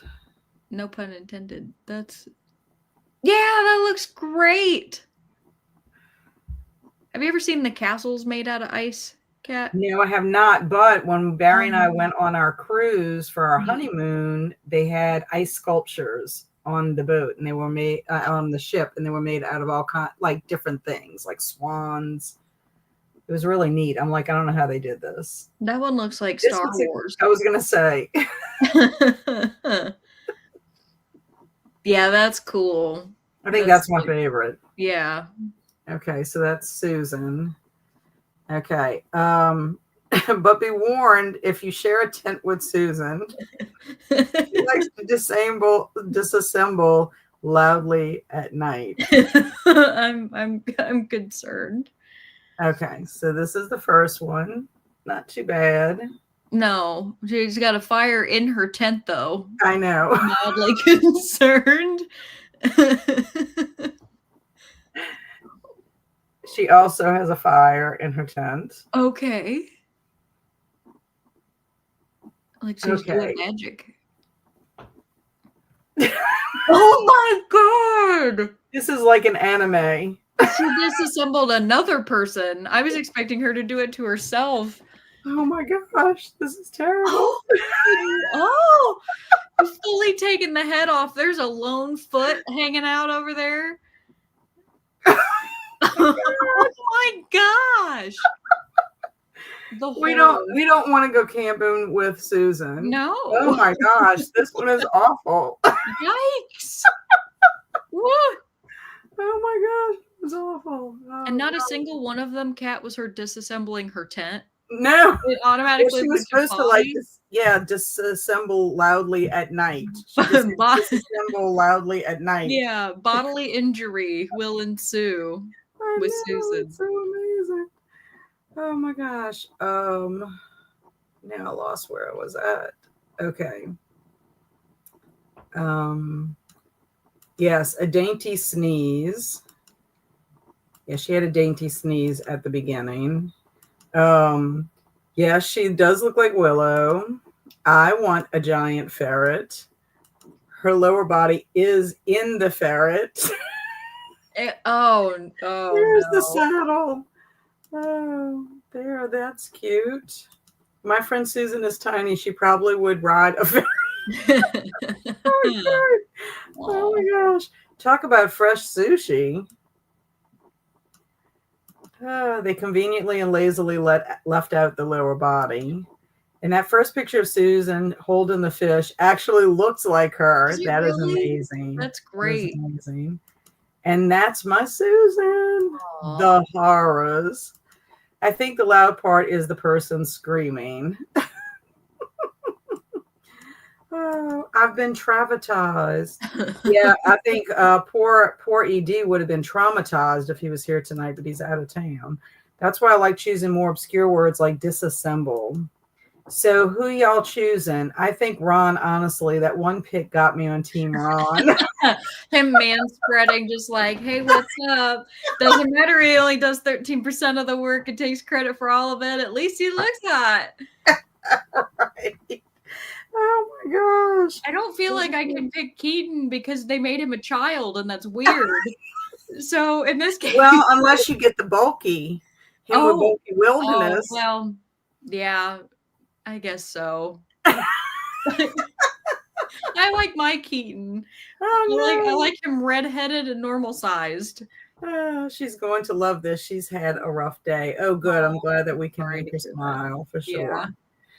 Okay, so I think it's 8:29 right now. I think we're going to do a 30-minute sprint. That'll be our last sprint for the evening. I don't know if you can hang, Alex. I know you're an hour. Go. Yeah, because it's 9:30. I was going to say it's late for you. But I appreciate you letting me be here. My first ever, I love it. Yeah, anytime. Anytime. And to everybody else, thanks for letting me crash and wanting to hang out with me too. I love having company. It's fun. It is fun. Okay, so let me get our kitty cat. Let's see. I got to go over here. Um, yes. Okay, so 30 minutes. And let's see what this says. The Wicked for Good trailer drops. About to watch and probably cry. Mm. And great time. Thank you for coming. You were so fun. Oh, Alex, Thank fun. you. She is. Alex and I have a lot of fun together, I will say. We It do. was nice seeing you, Alex from M. And bye, Alex from Mike. And bye from Zach. So, Bye. Alex, are you sprinting this Friday? Yeah, as long as Okay. everything goes according to plan, I will be at 5 p.m. Eastern Standard Time. So, Yes. So if well, y'all want to do sprints on Friday night, I would check out Alex. I should be able to be there. So I'm excited. awesome. Do you want to join sprints or are you going to be doing other stuff, Kat? I don't know at the moment, but I'll let you know. Yeah, I'll let you sounds know. good. Maybe I can see some of you all there. So, Yeah. Okay. awesome. Well, thank you. And hopefully this won't be the last. I know. All right. I'll Bye. see you guys. Bye. Happy sprinting, everybody.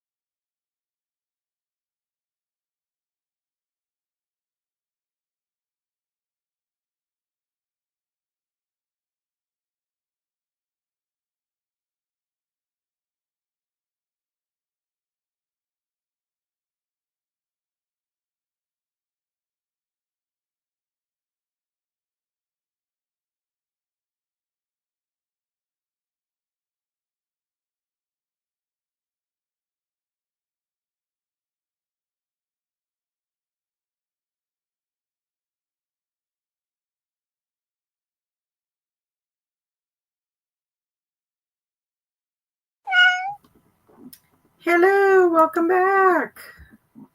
How did everybody do that sprint? I did not read at all. My husband texted, and so I was talking to him the whole time, catching up with him. So that is all I did.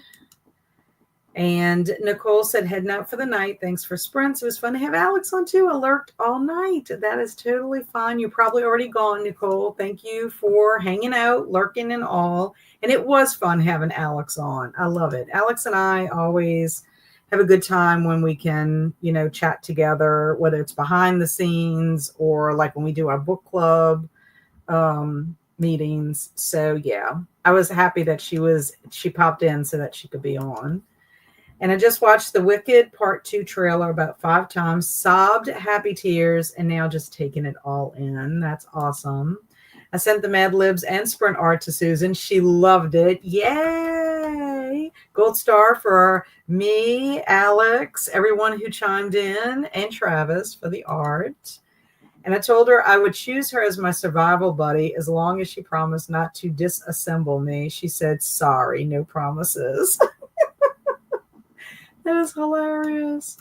And I spent the sprint watching the rain from my front porch. The cutest little frog paid us a visit. That's amazing. I love frogs. I think they're precious.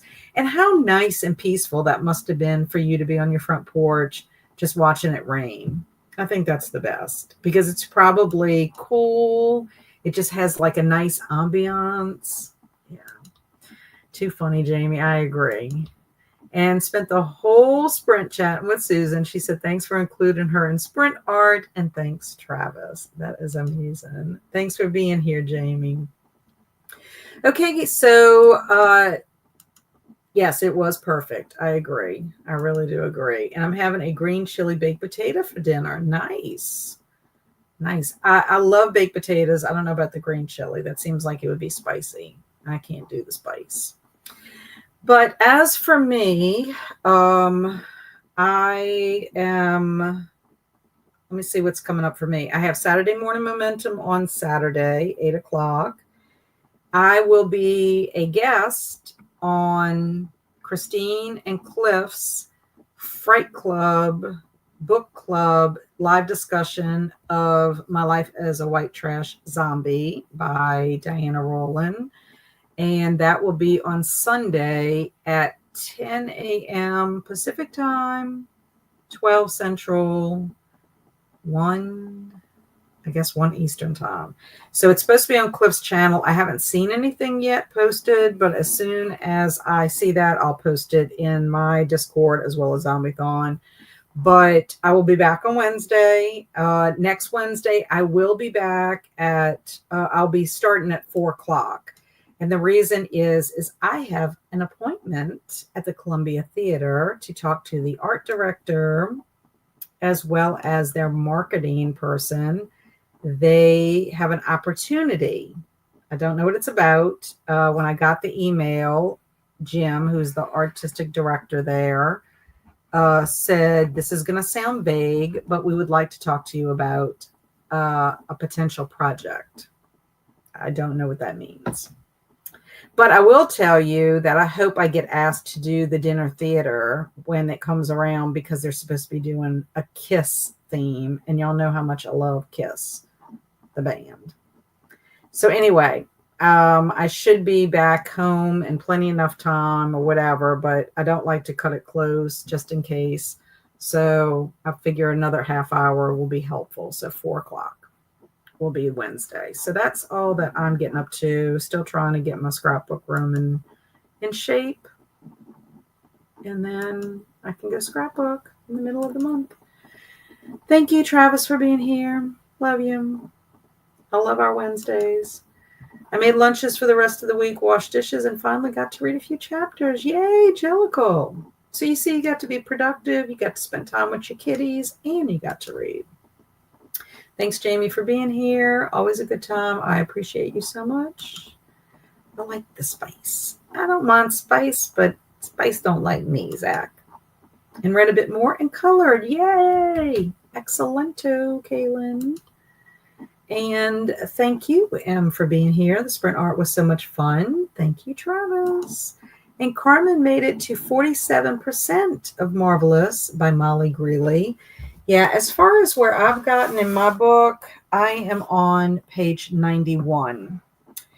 In order for me to be where I need to be to stay on track to get my pages done before at least the first part done, I need to be to page 115.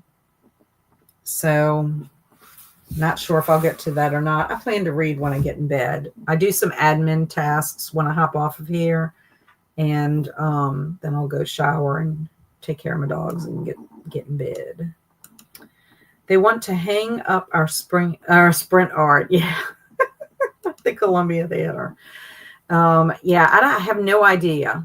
I mean, he was extremely vague, but I owe a lot to Jim because Jim's the one I got to audition for him for the House on Haunted Hill, the one that Vincent Price does. And that was such a great experience. And I've been able to do some dinner theater, so I love it.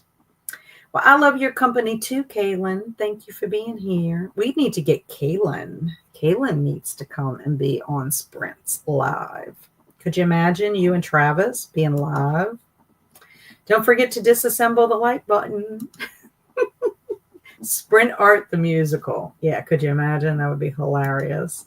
I know. I have no idea. But apparently, whatever this opportunity, this vague opportunity is, I guess they think it fits me. So I don't know. But yeah, we have a meeting on Wednesday of next week. So I'm excited. Excited to see what it's about. Who knows? You never know. It's whatever life is going to throw me. But anyway, so I will see y'all soon. Some of you I'll see on Saturday. Some I'll see on Sunday. Some I'll see on Wednesday. Some I might see all 3 days. So in the meantime, y'all stay amazing and be adventurous, but be safe in your adventures. And I will chat with y'all soon. Love y'all. Bye. Bye, bye, bye.